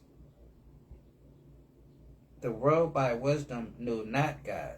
So when they go to these seminary schools, they call it seminary school, I heard. So, and they think because they get these PhDs, these letters by their names, or they go to one of other Esau colleges or institutions of education, and they get degrees and doctrines and stuff like that, and they think they know something. They think they can say, they think the knowledge of this world is sufficient, right? But after that, in the wisdom of God, the world by wisdom knew not God. So when you get the full understanding of Yahweh, right? And you get the full understanding of Abba Yahweh, and you understand that, wow, what I thought I knew about God, I don't know a goddamn thing, right? Because the world by wisdom knew not God. So we come in our own wisdom when we come to this book. We make up stuff in our head constantly about the God of this Bible because we have a hard time accepting this God in this book. So we always say, well, I think, I feel, I know, or not I know, because that's just, but some people will say I know and don't know a goddamn thing. And then they impose their own thoughts, their own ideology on the Most High God. And by doing that, for that in the level, for that in the wisdom of God, the world knew, in the wisdom of God, the world by wisdom knew not God. It pleased God. So the fact that he don't have to send the real servants of the Lord to any seminary school, any cemetery school, because that's the thing with our people. Our black people, we hate listening to other black people, unless they got some letters by their name, unless they got Esau permission to teach, unless they got Esau permission to be a smart person, their piece of paper hanging up somewhere, then we probably won't give them too much of a help. If they don't have a fancy suit, and all that stuff, drive a nice car, we probably not going to give them too much of a listen, right? Because after that, in the wisdom of God, the world by wisdom knew not God. But it pleases Yahweh by the foolishness of preaching. Because people think what we do is foolish. What is this damn nigga talking about? I see him all the time on this damn thing. What is he talking about? Right? Calling us Israelites, and all that stuff. What are these people doing, right? Why are they always letting us talk about we need to separate from America and the white man is the devil? We need to keep the commandments of God, right? They call us foolish when we say we should keep the laws of God. Like, what? Keep the laws of God? Well, shoot. Christ died for our sins, so we ain't got to keep the laws of God. That's almost like saying, somebody that have a perfect driving record, you know, they got all their stars on their license, don't have no ticket, no nothing, you know, have a perfect driver's license, driving record, and then, you know, they died, right? They did. So then, now you get pulled over by the police for, you know, running a light or a stop you sign or whatever. Then he be like, why are you writing me a ticket? You know, such and such, he never broke the traffic law. He never got a ticket. He never got pulled over. You know, he don't even know what a back of a police car looked like. So why are you giving me a ticket? Do that sound logical? Do it. This person have a perfect driving record. So they did all the driving records, you know, they did all the, how you supposed to drive on the road. They did it perfectly, correctly, all that. So why are you giving me a ticket, officer? Because I ran a red light? But what about that guy who never ran a red light? So you shouldn't give me a ticket. Right? That's how we sound when we think that we don't have to keep the laws of God because Christ died for our sins. Right? It's retarded. It says, it pleases God by the foolishness of the preaching. Right? So a lot of people think this is foolish. This is crazy. Right? What are these people talking about? You know? Because we're not talking in a seductive tone like we're trying to mac to everybody in the audience.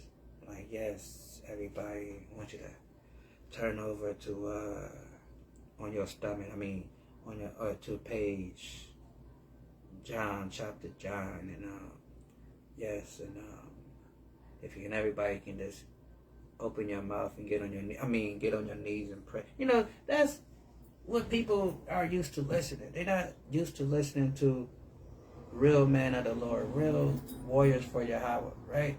They're not used to listen to that. Like, oh, why are they talking like that? Why they sound like that, right? Because we've been taught to be docile, right? The Christianity they gave us make us slaves. But the Christianity that they practice, they go around conquering the whole world and making slaves out of nations, right? That's their Christianity. That's what they do, right? But the version they gave us make us walk around like this. You know, don't look them in the eye, right? That's what we do. But it says, by the foolishness of preaching to save them that believe. So he used the foolishness of preaching to save those that will believe, right? Because, you know, we ain't got no PhDs. A lot of us is college dropouts, high school dropouts, right? But you give us this book right here and put us in front of one of those little PhD niggers, and they're going to look like a goddamn fool in front of the man of the Lord, right? That's what's going to happen. Because they ain't got the answers, Sway. You ain't got the answers, Sway. They ain't got the answers, right? Because after this, the wisdom of God by the wisdom knew not God. It pleases God by the foolishness of preaching to save them that believe. Right? That's how we go out and teach our people. And when we preach the real truth, the real gospel to the people, it saves them that will believe. The people that believe, they end up be looking at foolish. Oh, you following that mess? You following that crazy mess? Right? That's what you want to?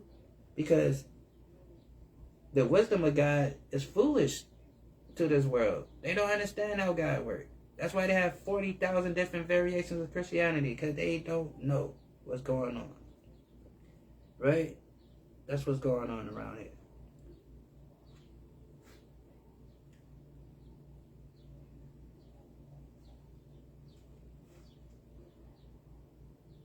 Let's get this. Matthew 19 and 16, right?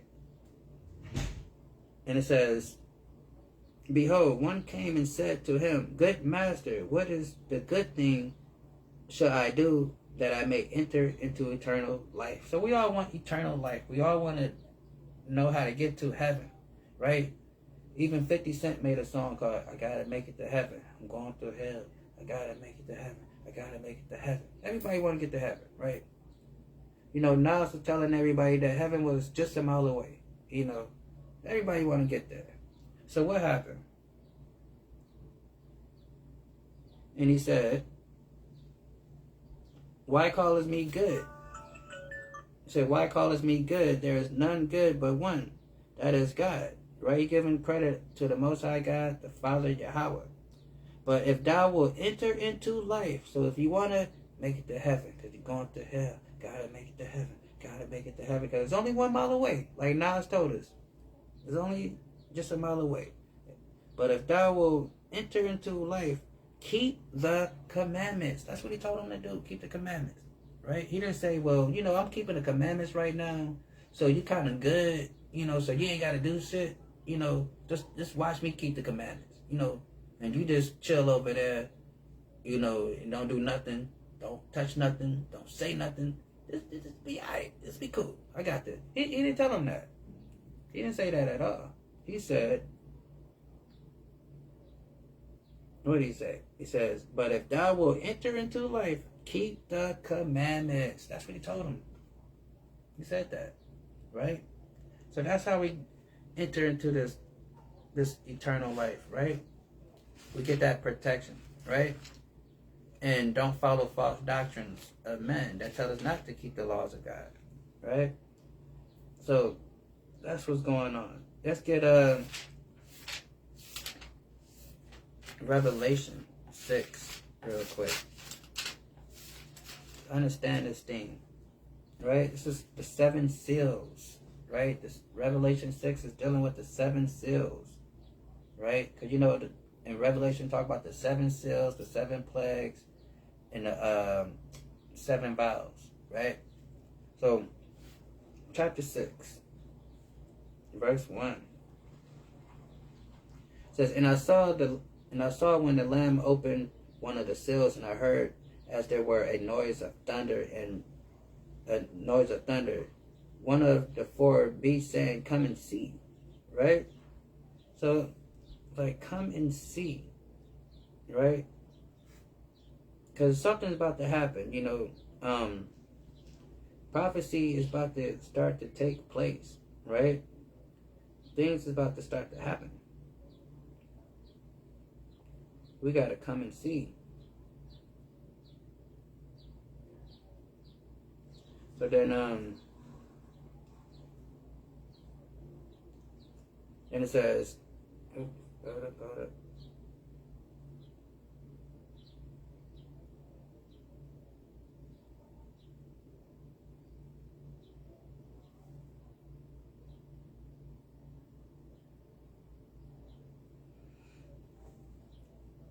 So it says,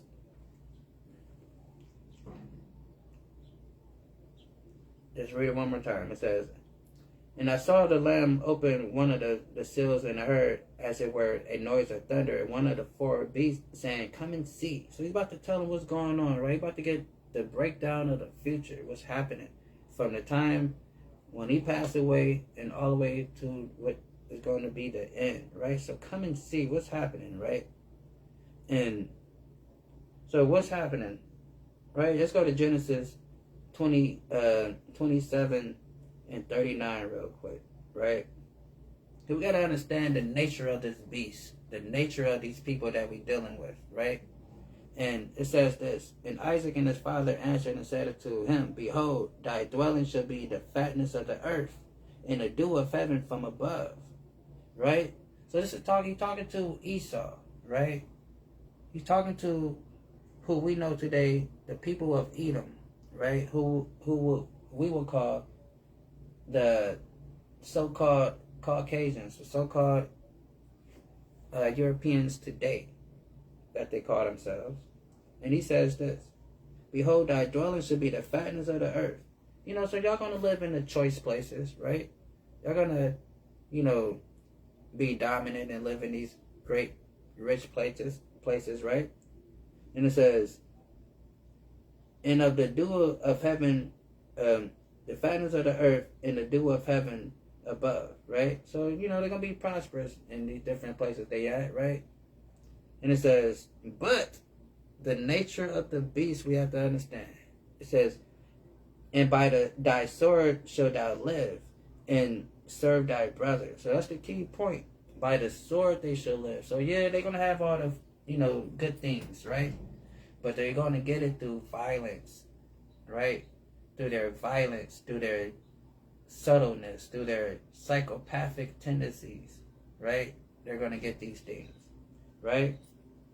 And it says, by the sword thou shalt live, and serve thy brother. And it shall come to pass when thou have the dominion. So now these people have the dominion, right? They came and took over this whole great place. Because like the Bible tells us, the earth is given into the hands of the wicked. And our dear brother Micah, our dear brother Micah, identify us who is the wicked. And we're speaking about them now, right? And it says, and it shall have dominion that thou shalt break his yoke from off thy neck. So then they took dominion over this earth, because at one point in time, our dear brother King David and his son Solomon, we were ruling over the Edomites. But then the fall of, when we got taken down by the Babylonians, and then those people got free of the captivity, even though Babylon ended up later on have to jack them up too, because these people are just unruly people. You just always have to put your hands on them eventually. You're going to have to put your hands on them. You know that person that just always, you try to be cool, but they always going to do something that make you have to put your hands on them. And that's these people, right? So Babylon, the Babylonians, Nebuchadnezzar and them had to do something to them when they that's how they end up in the Caucasus Mountains up there, because they eventually got forced that way. But anywho, it says, and Esau hated Jacob because of the blessing wherewith his father blessed him. So, he hated that, we gonna get, to run this whole earth, all because God said so. And we're gonna be the final boss at the end. He hated. He hate that the fact that he's gonna get a little sunshine he's gonna get a little shine in the sun for the time being, but it's gonna be through violence. He's got to be a horrible bastard, a horrible human being in this world to do what the things that he had been doing, to live the life that he wants. He wants to be the worst of the worst. And he hates that about himself, right? It's because he hates that about himself, it says, Esau hated Jacob because of the blessing wherein with his father blessed him. Esau said in his heart, the days of mourning my father are at hand. Then I will slay my brother Jacob, which is we know to be the Israelites. And it's been a perpetual fighting ever since he made up his mind that I don't like them niggas. Right? Ever since he said that in his heart, it's been a fight. And they've been trying to unalive us for various reasons. So it's not about our skin color. It's because the blessings that we got from the Most High God. So the angel said, come and see. And I saw and I behold a white horse. And he that sat on him had a bow. And the crown was given unto him. And he went forth conquering and to conquer. So now this is talking about a toxic bow, right? Like a bow's like, somebody is glowing like, what's that movie with Bruce Leroy and them, right? So they had to glow.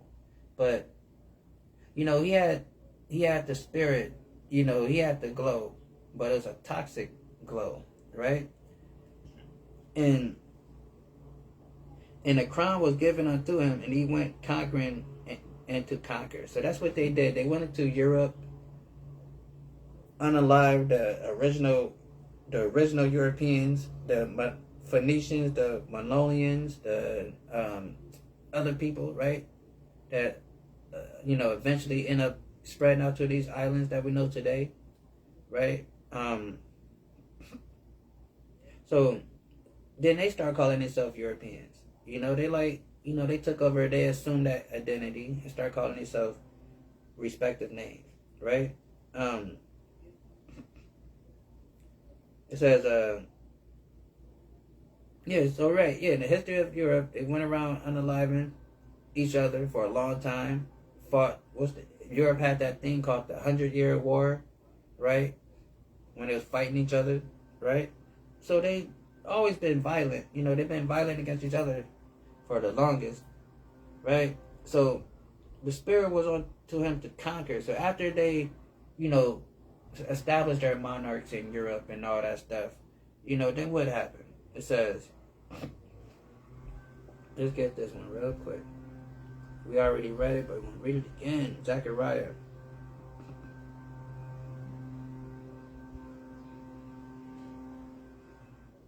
Zechariah 6 and 1. Right, hold up.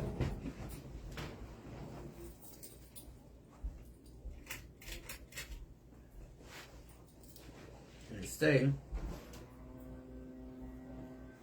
and I turned and lifted up my eyes and looked, and behold, there were 4 chariots out from between 2 mountains, and the mountains were of brass. In the first chariot were a red horse, and the second chariot was a black horse. So now these are talking about these 4 spirits, you know, that the Most High have to govern the earth, to influence the earth, right? And so these 4 spirits go around the earth, influencing governments, people, nations to do things, right? So, but our dear brother Zechariah is seeing these 4 spirits like chariots, right? Like horsemen riding on chariots. That's where we get that term, the 4 horsemen, right? So it says, the first chariot were red, and the second chariot was black, and the third chariot was white, and in the fourth chariot a gazelle, and bay horse, meaning it was like pale. Then it says, then I answered and said unto the angel that talked with me, what are these, my Lord? And the angel answered and said unto me, these are the 4 spirits of the 4 heavens, which go forth from standing before Yahweh and of all the earth. So like I said, so these angels, their job is to go and govern the whole earth, make sure the earth is doing what the earth's supposed to be doing, making sure the earth is earthing. God damn it. That's what these angels' job is to do. Make sure the earth is earthing, right? So they get their orders from the Most High God, and they go forth and they carry it out, whatever God told them to do, right? And so it says, and the angels answered and said unto me, these are the 4 spirits of heaven which go forth from standing before Yahweh of all the earth. The black horse which is seen to go forth into the north country. So the north country is talking about this place, right? And that black horse is representative of slavery, oppression, right? Subjugation. And that's what happened when that black horse came and settled on the lands of America, settled on the shores of North and South America in the Caribbean, right? Slavery came with that black horse, or oppression. The black horse was therein to go forth into the north country, America, and the white go forth after them. So we know the white horse is conquering. You know, that's the conquering horse, because when we first read, you know, in Revelation, it says again, I saw and behold a white horse, and he that sat on it had a bow, and the crown was given unto him. He went forth conquering. So that spirit of conquering and domination came over here to the Western world, to the shores of America, when they came in and eliminated, you know, the natives that was here. You know, damn near slaughtered all the Tainos and the Seminoles down there, right? And then with that black horse, they enslaved them. So the white horse and the black horse came together with slavery and conquering and war. And that's what we see. And we see the results of that today, of those 2 horses that came to settle on this land. Those 2 spirits that put on the nation of Britain, Spain, French, and Portugal, right? Those 4 the four horsemen, right? The 4 horns. I mean, the 4 horns that we read it and earlier in Zechariah, right? So it says, go forth into the north country, right? And that's what's going on, right? And it says back over here, and he had opened the second seal, and I heard a second beast say, come and see, right? So come and see, right? It's going down, right? So the first seal was broke, and that first seal was the conquest of these Americas and slavery being implemented and the subjugation of the natives of this land, right? First seal.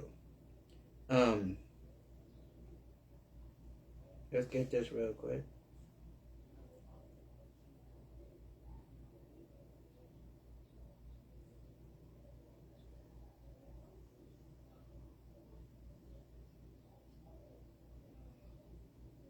And it say, Ecclesiasticus 39 and 28. Right? So we got to understand, because, you know, we got to understand Most High God have a plethora of angels, right? A plethora of spirits that he uses and work with. We call them good angels. We call them demons, you know, archangels, right? We call them different things, right? Now, you got to understand, this might be difficult for some of us to understand. Now, there's no such thing as fallen angels, right? There's no such, now, there are evil spirits, yes, right? Demons, right? But they all work for the same company. They all work for the same guy. And they all have their own perspective jobs that they do and manage, right? You gotta understand that. So, because God cannot be God if he has some angels that just out of control that he can't control and do anything with. Doesn't make sense. Everything is all his plan. Nothing is out of order, right? So you gotta understand that he create angels to do certain specific jobs. So to us, certain angels we may call evil or demonic, right? And so that's just where it at, right? So Ecclesiasticus 39 and 28. There be spirits that are created for vengeance. So God created these evil spirits, how we may classify them, for vengeance. It says there be spirits that are created for vengeance, which are in their fury laid on sore strokes. In the time of destruction they pour out their force and appease the wrath of him that made them. Right? And who is him that made them? Yahweh. The Most High God made these spirits. And appeases the wrath of him that made them. Meaning he sent them out to do these things. Right? That's what he sent for. Right? That's what's going on. Right? That he sent forth these things to do it. Right? And he created these spirits. What it says, there be spirits that are created for vengeance. So he got what we may call demons or evil spirits that he created for vengeance. So whenever he want to jack some people up, whenever he want to scare some people straight, you know, put an infirmity on somebody, he created these evil spirits to do so. Right? Then it says, fire and hell and famine and death, all things were created for vengeance. So he created all these things that we call evil. He created these things for vengeance. And it says, teeth of the wild beasts and scorpions and the sword punish the wicked to destruction. So when we used to watch those when animals attack videos, right? And we'd be like, damn, why those white people always getting attacked by animals? Because the teeth of the wild beasts and scorpions and the sword punishing the wicked to destruction. Because what it says, there be spirits that are created for vengeance. So sometimes when you see those little videos and those people is getting attacked by animals, just remember this verse right here, everybody. There be spirits that are created for vengeance. Then jump down to 30. Teeth of the wild beast. So sometimes, you know, you be watching those videos and person be feeding an animal at the safari, then the animal just reach in and try to snatch one of them out, right? Just remember this. the teeth of the wild beasts, and scorpions, and serpents, and the sword, punishing the wicked to destruction. So just remember that. Whenever you see some stuff like that, next time you watch one of the little animal attack videos or see something that look like a freak accident, just remember this, right?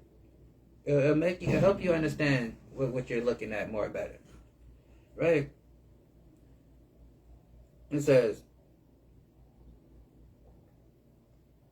so these evil spirits is created for vengeance, right? And it says, there went out another horse, was red, and the power was given to him that sat thereon to take peace from the earth, that they should kill one another. And there was given unto him a great sword, right? And that's what they did. They went and killed one another, right? Through their war and conquest, through their World War I and their World War IIs and so forth and so on. And when he opened the third seal, and I heard the third beast say, come and see. And I behold a black horse, and he that sat on him had a pair of balance in his hand. Right? And it's going into how scarce it was during slavery time for, a lot of our people to eat, especially down in the Caribbean. Our people were very harsh conditions for a slave in the Caribbean. They would literally work you to death, literally to the bone. They had a high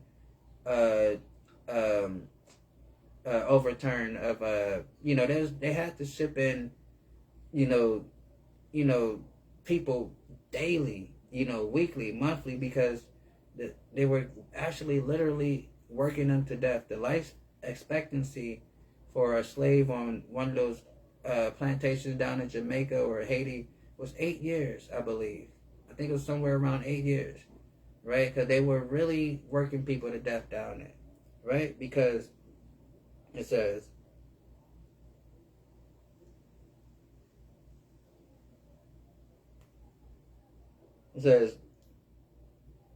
and he that sat on him had a pair of balance in his hand, right?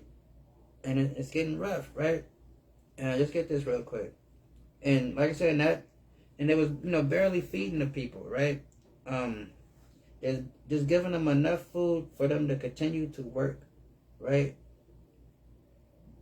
And even that too, like in slavery, that's where we get chitlins from. We get, pig feet and all the stuff that we like to eat today because they just gave us the scraps, stuff that they didn't want, right?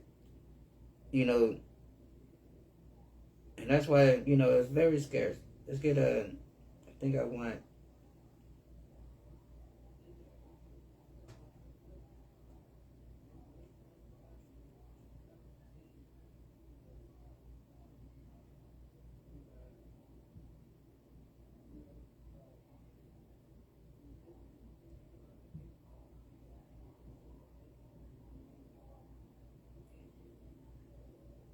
Let's see.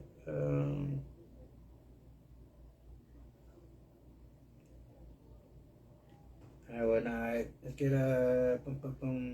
Let's get this one.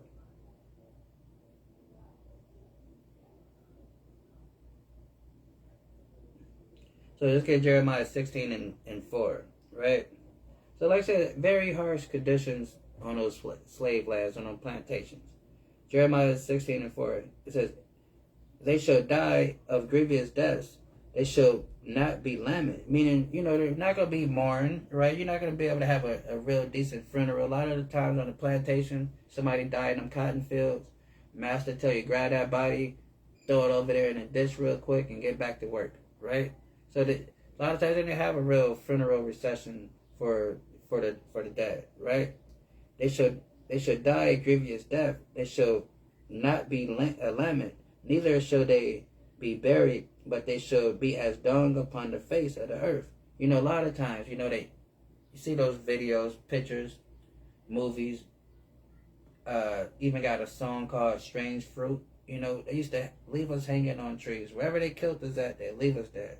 Like it was like marking a territory, right? And what it say? It says, neither shall they be buried, but they shall be as dung upon the face of the earth. So, just like an animal or a dog, you walk down the street, you see a pile of, dog, poo. But like, okay, it was a dog that just came here and left that, right? So, and, you're not going to clean it up because, it's not your dog or whatever, right? So it just left there. So that's how they was treating our bodies after they unalived us, just leaving us there, right? For people to walk and see. Like it says, the dung of the earth, and they shall be consumed by the sword. That's what happened to us. They consumed by the sword. The unjust killing that takes place daily here in this place, right? And it says, and by famine, and their carcass shall be meat for the fowls of heaven, for the beasts of the earth. Meaning everybody take advantage of us. Everybody wants, take a piece from us. They all got their hand in our pockets, stealing and oppressing and destroying us, right? Back over here, Revelation 6 and 7. And when he had opened up the fourth seal, I heard a voice from the fourth beast, come and see. And I looked, and behold, a pale horse. His name that sat on him was Death, and hell followed him. And that's what's going on. These people are deaf, and hell follows them. Everywhere they go, they leave everything unalive. And it says, the power was given unto them over the fourth part of the earth to kill with the sword. Right? What is the fourth part of the earth? Huh? Let's think about this. What is the fourth part of the earth?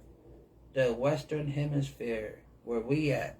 Okay? Because during the ancient times, they knew about Asia, right? They called that Asia Minor. They call it Asia and Asia Minor, right? Then they knew about Africa, right? So that's, 2 parts. They knew about what we call the Middle East or the East. So they knew about that. They had the Silk Road and everything, right? Because for a long time, that was the known world. Until somebody had a great idea, like, hey, I know it's a lot of water over there, but I think it's some more land over there, though, for real, right? So this is the fourth part of the earth, right? Because you have Africa, the East, and what we know today in Europe, right? That was the known part of the world during that time, right? So this is the fourth part of the earth. And what does it say? It says, they shall die a grievous death, and they shall not be lamented, neither shall they be buried, but they shall be as dung on the face of the earth, and they shall be consumed by the sword, by famine, and their carcass shall be meat for the fowls of heaven and for the beasts of the earth. Thus said Yahweh, enter not into the house. Go back over here. Yeah, I'm over here. Back over here. So, verse 8. It says, and I look, and behold, the pale horse, and his name that sat on him was Death, and hell followed him, and the power was given unto them over the fourth part of the earth to kill with the sword. Because again, the white horse and the black horse already came over to the side of the world, and that brought slavery and conquering and subjugation and oppression, right? And now, this pale horse is bringing death and war, right? And it says,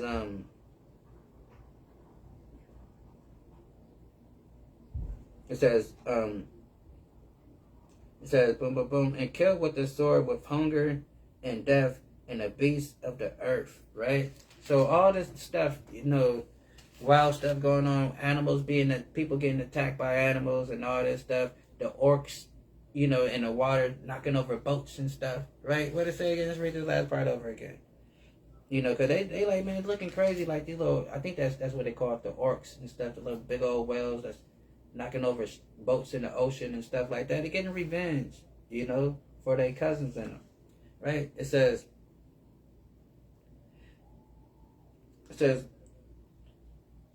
death and hell follow him, and power was given unto them of the fourth part of the earth to kill with the sword, hunger, and with death, and with beasts of the earth, right? Because like we read in the other thing where how God, was talking about how those animals attack videos and stuff, God is not opposed to using anything, right, to get at you, right? You need to understand the God we serve. That's why you should not piss that person off, piss him off, because he can get you any type of way he want, right? He controls everything, right? Because he tells us this.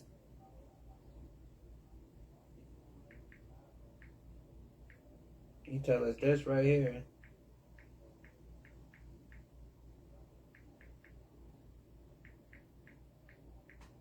I think it's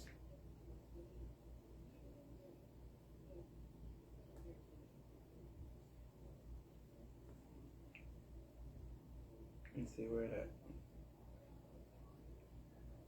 I think it's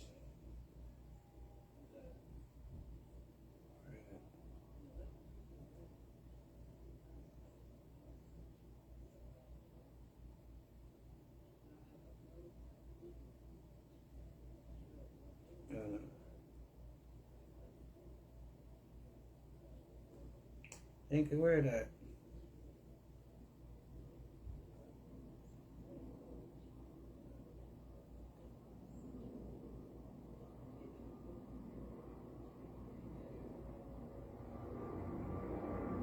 I don't know what.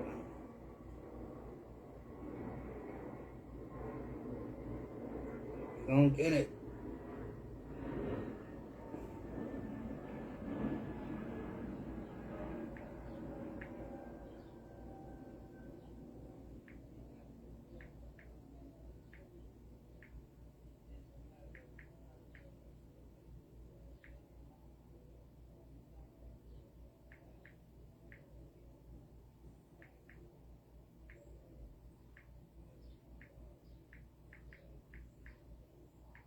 Bear with me 1 second.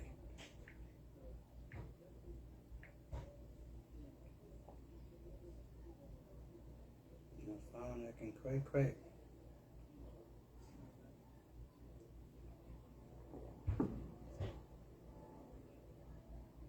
Yeah, Isaiah 47 real quick, right? So we gotta understand, because the guy we,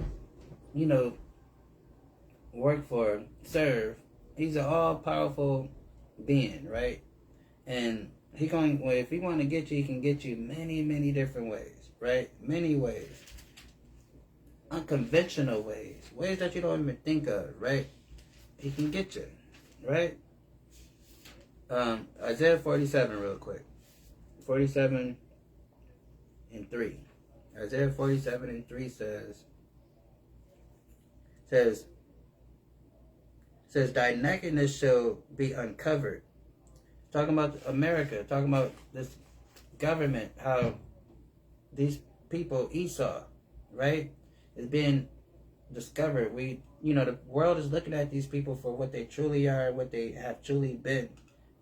People are waking up to the realization of how wicked these people are. It says, thy nakedness shall be uncovered. Thy shame shall be seen. Meaning people are going to start looking at these people like, wow, these people are really not so cool. I will take vengeance. What did God say? I will take vengeance. And how he's going to take his vengeance? You think God is going to show up and pull up to your house and be like, hey, meet me outside. How about that? Come outside, right? How he's going to do it? It says, I will take vengeance. I will not. What did he say? I will not meet thee as a man. Meaning, I'm not fighting fair with you niggers. I'm bringing all the power of heaven when it comes to destroying you people. If I gotta use a couple whales, couple orcs, couple beavers, couple bears, couple hailstorms, some tornadoes, throw a couple earthquakes in there somewhere, I will not meet thee as a man. Right? I will take vengeance and I will not meet thee like a man. Right? You gotta understand that. Right? So that's why it says, and they shall die a grievous death, and they shall be not lamented, neither shall they be buried, but they shall be as dung upon the faces of the earth, and by famine and their carcass shall be meat for the fowls of the heaven and for the beasts of the earth. Right? Because you can use whatever method you want. Right? Back over here. You gotta understand that. That's why it's important not to make him mad. And it says this. And he had opened up the fifth seal, and I saw that the author of souls of them that were slain for the word of Yahweh, for the testimony which they had held. Right? You know, because you're going to have some people that's, you know, martyrs and stuff like that. You know, a lot of our people, you know, died in the truth, you know. Right? You're going to have those occasions. Right? Some of us might be martyrs, you know. Let's get this.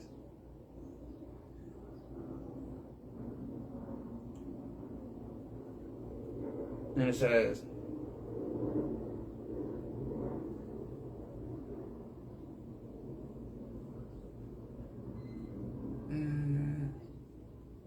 no, we can hold off on that. Let's keep reading though. Then it says, and they cried with a loud voice, saying, how long, O Lord, holy and true, dost thou not judge and revenge our blood on them that dwell on the earth? So that's what the saints is asking. We're like, how long, oh God, this world is going to continue to be how it's being ran, the wickedness that's being ran? How long, right? You know, because the real saints is looking for justice for the wickedness and atrocities that this world does and what take place in it, right?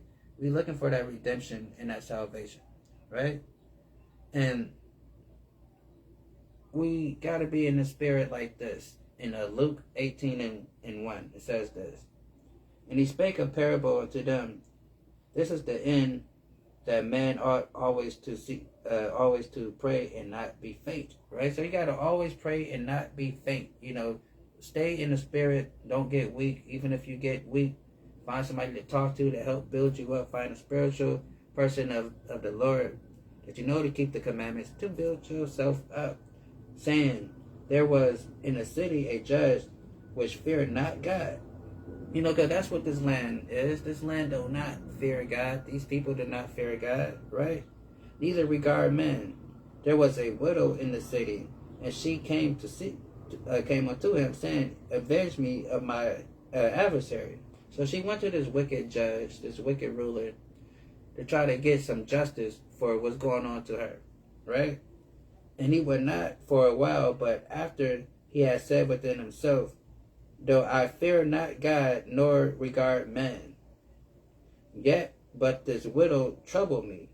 I will avenge her, lest by her continued coming she wearies me. So this wicked king, this wicked ruler, you know, even he has the capacity to do well, you know, enough for this woman, you know, albeit that he saw that if I don't do anything for her, she's going to continue to bug me, and I'm not going to be able to continue living my wickedness out. So let me get her out the way so I can continue to get back to this money, right?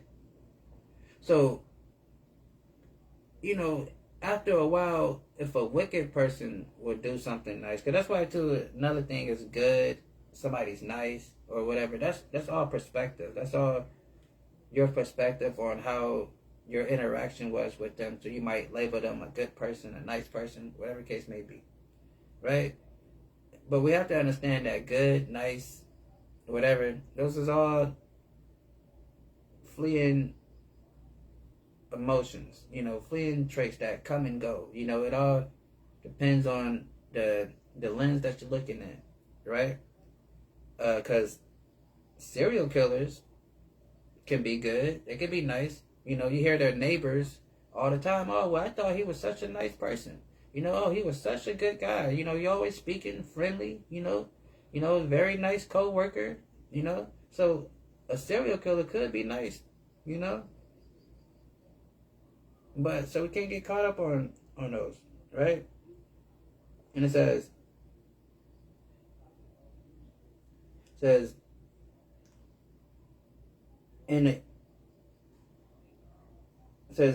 yeah, because this widow troubled me, I will avenge her, lest her continual coming weary me. And the Lord said, hear what the unjust judge said. And shall not God avenge his own elect? So now God is way more merciful, way more just than this wicked ruler, this wicked judge that Yahweh Shai is giving us a parable of, right? So he says,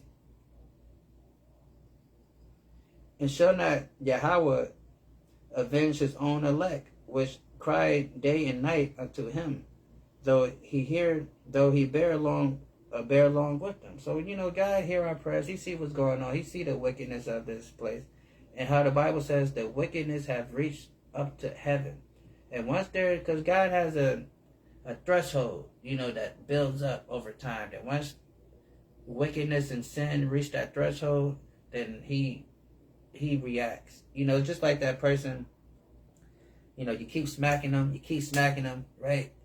But like, do something. You ain't gonna do nothing. Keep smacking them. They just standing there with their head down. You keep smacking them. Then that one smack, they just snap out and go crazy and ballistic, right? That's the Most High. Because it says, shall not God avenge his own elect, which cry day and cry and night unto him, though he bear along with them? Meaning he bearing with us. He's seeing the struggle. That's why he keep us, right? He give us a way out when it seems like it's not a way out, right? He always makes sure that he preserve a way out, right? And he's angry. He's going to come and judge these people for exactly what they have done. You have to understand. God, I like using this example. God is almost like the FBI, right? What I mean by that, how the FBI works, the FBI just don't arrest you the first time you commit a crime, right? The FBI build up a whole, docket on what you have done, right? Have a whole list of things you have done. So then by the time they take you to court, that's why they have such a high conviction rate, because they're not arresting you on the first thing. They can make sure they have a whole laundry list of everything you have done. So by the time they, take this to trial, there's nothing else but to do but find you guilty, right? So it says, and shall not God avenge his own elect, which cry day and night unto him, though he bear along with them? I tell you that he will avenge them speedily. Nevertheless, when the Son of Man cometh, shall he find faith on the earth? And that's what we need to be asking ourselves. Although we see all this hell and stuff going on, are we going to lose our faith?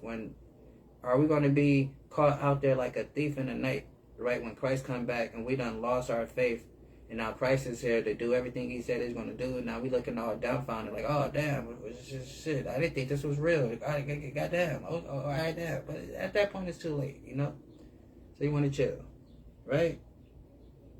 So, back over here. And the white robes were given unto every one of them that was said unto that was said unto them that they should rest for a little season, until their fellow servants also and their brethren that should be killed as they were should be fulfilled. Right? So, we all got to go through this stuff. God is an equal opportunist, right? He like, I know you got messed up, but it's a few more of y'all that still got to go through this fire too. It ain't time to pass judgment on them yet. Because, we live in God's judgment is cylindrical. It always, it's in a ring. So a lot of us caught our punishment during the time of slavery. We have to serve them years in slavery, that hard life. God is like that. Then some of us, God, judged us in other various ways throughout the annals of time. So he's passing, because what it said, the Bible says, judgment start at the sanctuary first, starting at the people of God first. So he's jacking us up, right? Jacob's trouble is happening, right? So then, as we're begging for forgiveness, begging for God to do something about this, it says, and the white robes were given unto every one of them. It was said unto them that they should rest for a little season until their fellow servants also, their brethren that should be killed as they were, should be fulfilled. Right? So all of this unjust unaliving that take place against our people, atrocities that happened during slavery, and this, any time we die unjustly here in this land, right? Our people cry out to the Most High, right? And ask him to do something, right? And like we just read, we serve a God of justice. So how much more if a wicked ruler can get tired of somebody begging him to do something good, then how much would God, how much tired is God from hearing us complaining about how wicked this place is? So he's ready to move, right? But prophecy has to take place, and things is taking place, transpiring as we see, right? Now behold, when he had opened the sixth seal, and lo, there was a great earthquake, and the sun became black as sackcloth of hair, and the moon became as blood, right? So it went down, right? And and that's like I said, let's get into let's get into like I said, let me read it again. It says let's read this one, 9 and 14. It says, and the sixth angel which had the trumpet loosened the 4 angels which were bound in the great Euphrates, right? So this is talking about war, right? So it's talking about when these bounds and everything go off, right? It's like I said, in that moon and that sun and stuff, and it's going to cause the wisdom and knowledge to be dim, to be stricken, to be lesser, because people are going to be living crazy like animals, unaliving each other, living like World War Z, right? So I behold, when he had opened the sixth seal, and lo, there was a great earthquake, and the sun became black as the sackcloth of hair, and the moon became as blood, and the stars of heaven fell into the earth, as the figs cast her untimely figs, and when she is taken up in a mighty wind. So again, this is talking about the subjugation and oppression, right? Because again, when the sun is representation of our knowledge, and the sun and the moon representation of our knowledge and wisdom. So then as we got taken into captivity, taken into, brought into subjugation, being oppressed, getting our identities taken and stricken from us, right? That dimmed our knowledge and wisdom and our light of who we were as a people. That's why we're going around calling ourselves real niggas, African Americans. I'm black, I'm this, I'm that, instead of what God called us, right? Then it says, and the stars of heaven fell into the earth as figs cast her untimely figs when they were shaken with a mighty wind. So this is the stars of heaven. The stars is talking about the tribes of Israel, right? Because we are the stars. Because just like Hollywood got their Hollywood stars, so it's not necessarily talking about the stars in the sky. It's talking about, the importance, right, of something, right?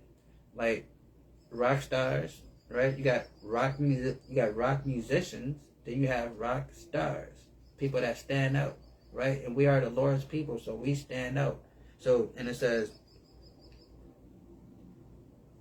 the stars of heaven fell unto the earth as figs trees cast her untimely figs, and when she was shaken with a mighty wind.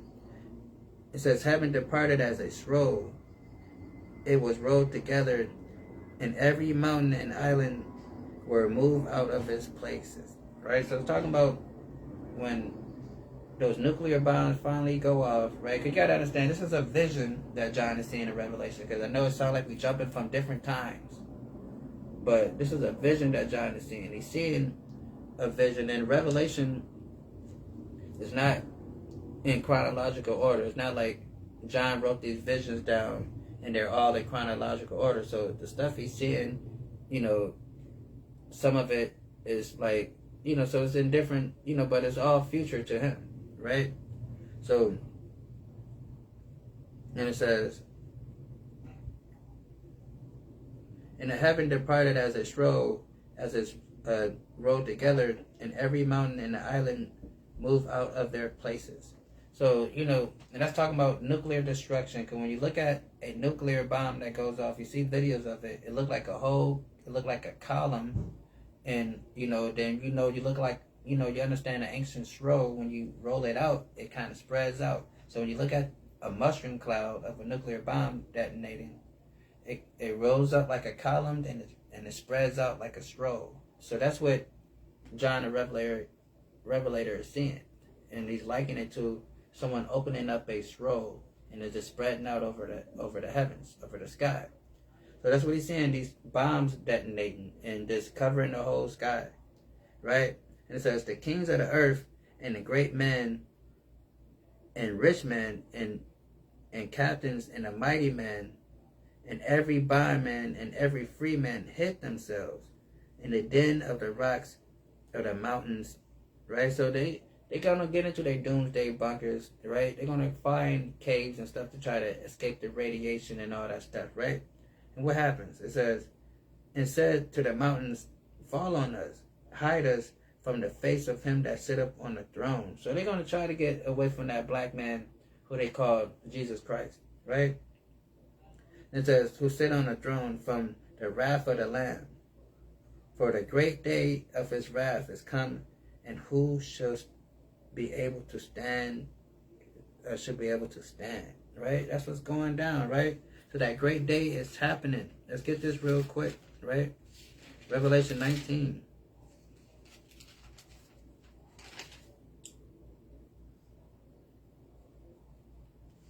And it say,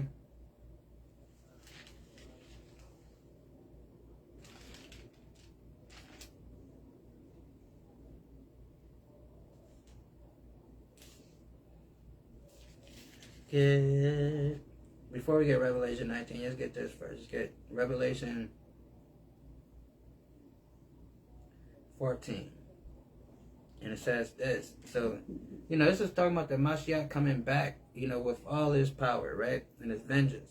And it says, Revelation 14 and 14. And I looked, and I beheld a white cloud, and upon that cloud one sat on it, sat unto the Son of Man. So now this is a different, you know, cloud. And it says the one that sat on it was the Son of Man, having his head a golden crown, in his hand a sharp sickle, right? So he's covered with all his majesty, right? And he have a sharp sickle. And then another angel came out of the temple crying with a loud voice to him that sat on the cloud, thrust in thy sickle and reap. So he got this sickle. You know, sickle is a very sharp farming tool. And he's telling him to, you know, take your, you know, thrust in your sickle and reap, meaning, you know, go, come and conquer, right? And reap, for the time is come for thee to reap, for the harvest of the earth is ripe. You know, meaning all hell is breaking loose. You know, the time has come to come back to handle business, to put this place back in order, right? And it says, and he that sat on the cloud thrust in his sickle on the earth, and the earth was reaped. So he went down with the millions and millions of angels with him to conquer this place, right? It says, and another angel came out of the temple which is in heaven, also having a sharp sickle. And another angel came out from the altar which had power over fire, and cried with a loud cry to him that had the sharp sickle, saying, thrust in thy sharp sickle and gather the cluster of the vines of the earth, for her grapes are fully ripe, right? So we are the grapes, right? You know, we are that fruit of that vine. We're getting gathered, right, to the Mashiach for salvation. Then you have the custard of the grapes. Those are the nations, right? What happened to the custard of the grapes, right? It says, and the angel thrust in his sickle unto the earth, and gathered the vine of the earth, and cast. So now the angels are again reading two deities with sickles. So you have Christ with a sharp farming tool, which is a sickle, and he's coming to reap, right? And this reaping is not the reaping you want, right? But then you have the angel. The angel has another sharp sickle. So these are the angels that's coming in the chariots, because again, Christ is coming with the millions of black angels with him. So now these angels, they're going to go and grab the Israelites that are scattered throughout the four corners of the earth. So while Christ is going to destroy these nations and conquer them and destroy the sovereignty and take down the armies of the world, the angels is going to be gathering the Lord's people, because it says, and the angel thrust in his sickle into the earth and gathered the vine of the earth, which is the Israelites, and cast into the great winepress the wrath of God, right? And the winepress was trodden out of the city, and the blood came out of the winepress, and even the horse's bridle by the space of 1,006 furlongs. So this is when these people want to come and try to fight against the main, right? They think they can, when they see these, what they call the UAPs or UFOs come out the sky, they're going to think, oh, let's go fight against those guys. And they're going to get their ass mollywop. Right? Because they're going against the Mashiach, Yahweh Shai, and the millions and millions of angels, right? And they don't know. I mean, a lot of them know, but they try to act like they don't know what's happening, right? But it's going to be a very sad day. Where we at with it? Let's get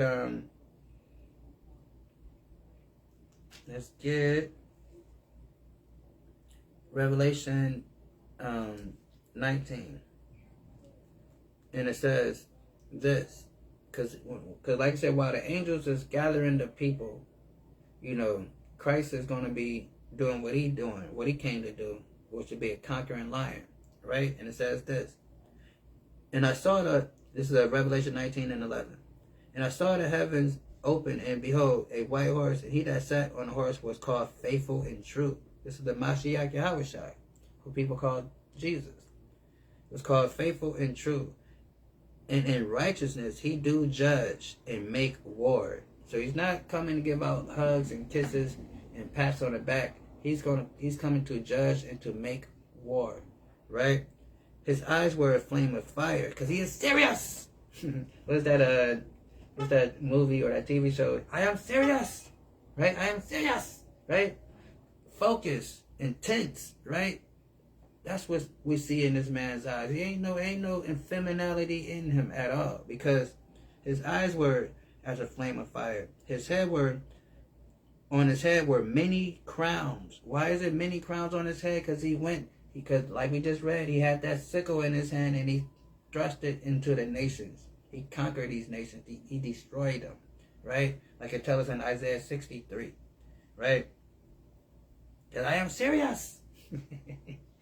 So it says, his eyes were a flame of fire, and his head were many crowns, right? Because he conquered all these nations. It's not going to be no Donald J. Trump running anything in that day. No Vladimir Putin, no Xi Jinping, no Netanyahu. None of them people are going to be having a goddamn thing to say. They're going to be like that Akon song, locked up, won't let me out. Because they're going to be in chains in that day, right? They're going to be in chains, in a paddy wagon, being took into the land of Israel to work hard labor for 1,000 years. That's what's happening. And he was clothed with a vesture dipped in blood. So our good old sweet Jesus, his clothes going to be dipped in blood. Because again, he's destroying these nations as he's coming back. Right? That's what he's doing. Right? And it says,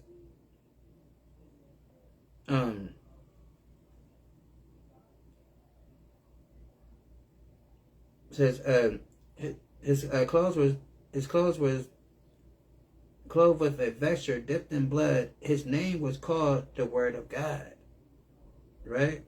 And that's what we call him, the Word of God, the Mashiach Yahweh Shai, right? And it says the armies which were in heaven followed him, because he's coming with the millions. They did follow him upon horses, clothed in fine linen, and white and clean. You know, with sharp dressing soldiers, right? Military, intergalactic, you know, interdimensional military looking fly out there, right? And it says, clothed in fine linen and white, out of his mouth go a sharp sword, that with it he shall smite the nations. Because again, he's conquering all these nations, taking their crowns. Shall smite the nations. He shall rule with a rod of iron, and he shall tread the winepress of the fierce wrath of Almighty God. I mean, he's going to destroy the enemies of the Lord, of the Most High God, right? Treading the winepress, right? Destroying these nations. And it says, he had on his vesture, on his thigh, the name of the King of Kings, Lord of Lords, right? So that's what's going on up at here, right? It says, and that's what they saw, you know, coming towards them, right? And when they want to run and hide themselves in the dens of the rocks, in the caves of the mountains, and pray, oh mountain, please, I hope this mountain cave in on us, because I do not want to see that black man who they call Jesus Christ, right?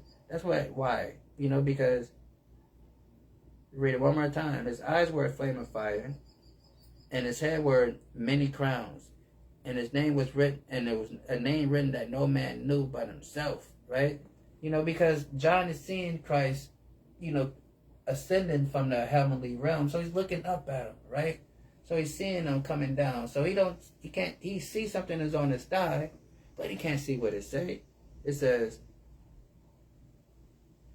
and he was clothed with a vesture dipped in blood, and his name, now he can see, it says, and his name was called Faithful and True, and the army which was with him followed him on a white horse, clothed in fine linen. But out of his mouth do go a sharp sword, and with it he smite the nations, and he shall rule over them with a rod of iron. And he treaded the winepress of the fierce of the wrath of Almighty God. And he have on his vesture, so what was written on that thigh that John couldn't see? The name written, King of Kings, Lord of Lords, right? Yahweh Shai, the Mashiach, right? And it says, and I saw the angel standing in the sun, cry with a loud voice, saying, all the fowls of the earth. Okay, yeah, right? So he's coming back, right? I said on that, but he's coming back. And when they see that black man, it's going to put fear into their hearts, right? Let's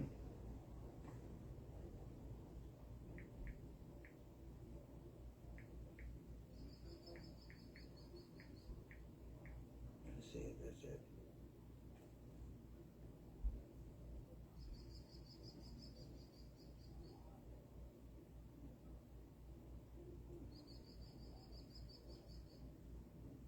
Let's read this one more time, because they're going to see that man, and it's going to happen like this. It says, and the great kings of the earth, and the great men, and the rich man, and the chief captains, and the mighty man, and every bondman, and every free man hid themselves, right? Why did they hide themselves? Because his eyes were a flame of fire, his head were many crowns, and he had the name written that no man knew but himself, and he was clothed with the vesture dipped in blood. Right? So, it says, and they hid themselves in the dens of the rocks and the mountains, and they said to the mountains and the rocks, fall on us and hide us from the face of him. Who is him? It says, he was clothed with a vesture dipped in blood, and his name was called the Word of God, Yahweh Shai. And the armies which were in heaven followed him upon horses. He came with the millions and the millions, right? And it says, and said unto the mountains, said unto the mountains and the rocks, fall on us, and hide us from the face of him that sit up on the throne, and from the wrath of the Lamb, right? That's why they're going to be, you know, that's why it's going to be so terrifying in that day, right? For the great day of his wrath is come, who shall be able to stand, right? Who's going to be able to stand in that great day? when the Mashiach Yahweh Shai come back with the millions and millions, right? Who's gonna stand when God And the comes? stars of heaven fell unto the earth, When even God as a come, fig tree casteth her untimely figs, when she is shaken of a mighty when wind. God come and judge this And planet, the heaven departed right? as a scroll when it is rolled Who's together, gonna do that? and every mountain and island were moved out of their places. Right? And the kings of the earth, and the great men, and the So, who's gonna stop God from doing what He want to do? That's why we gotta understand these prophecies, see where we at in this thing. Understand that this is not a, some random occurrence, right? This is all part of what the Most High God said was going to happen, right? So, hopefully that was edifying. Until next time, I say shalom, peace, and we out.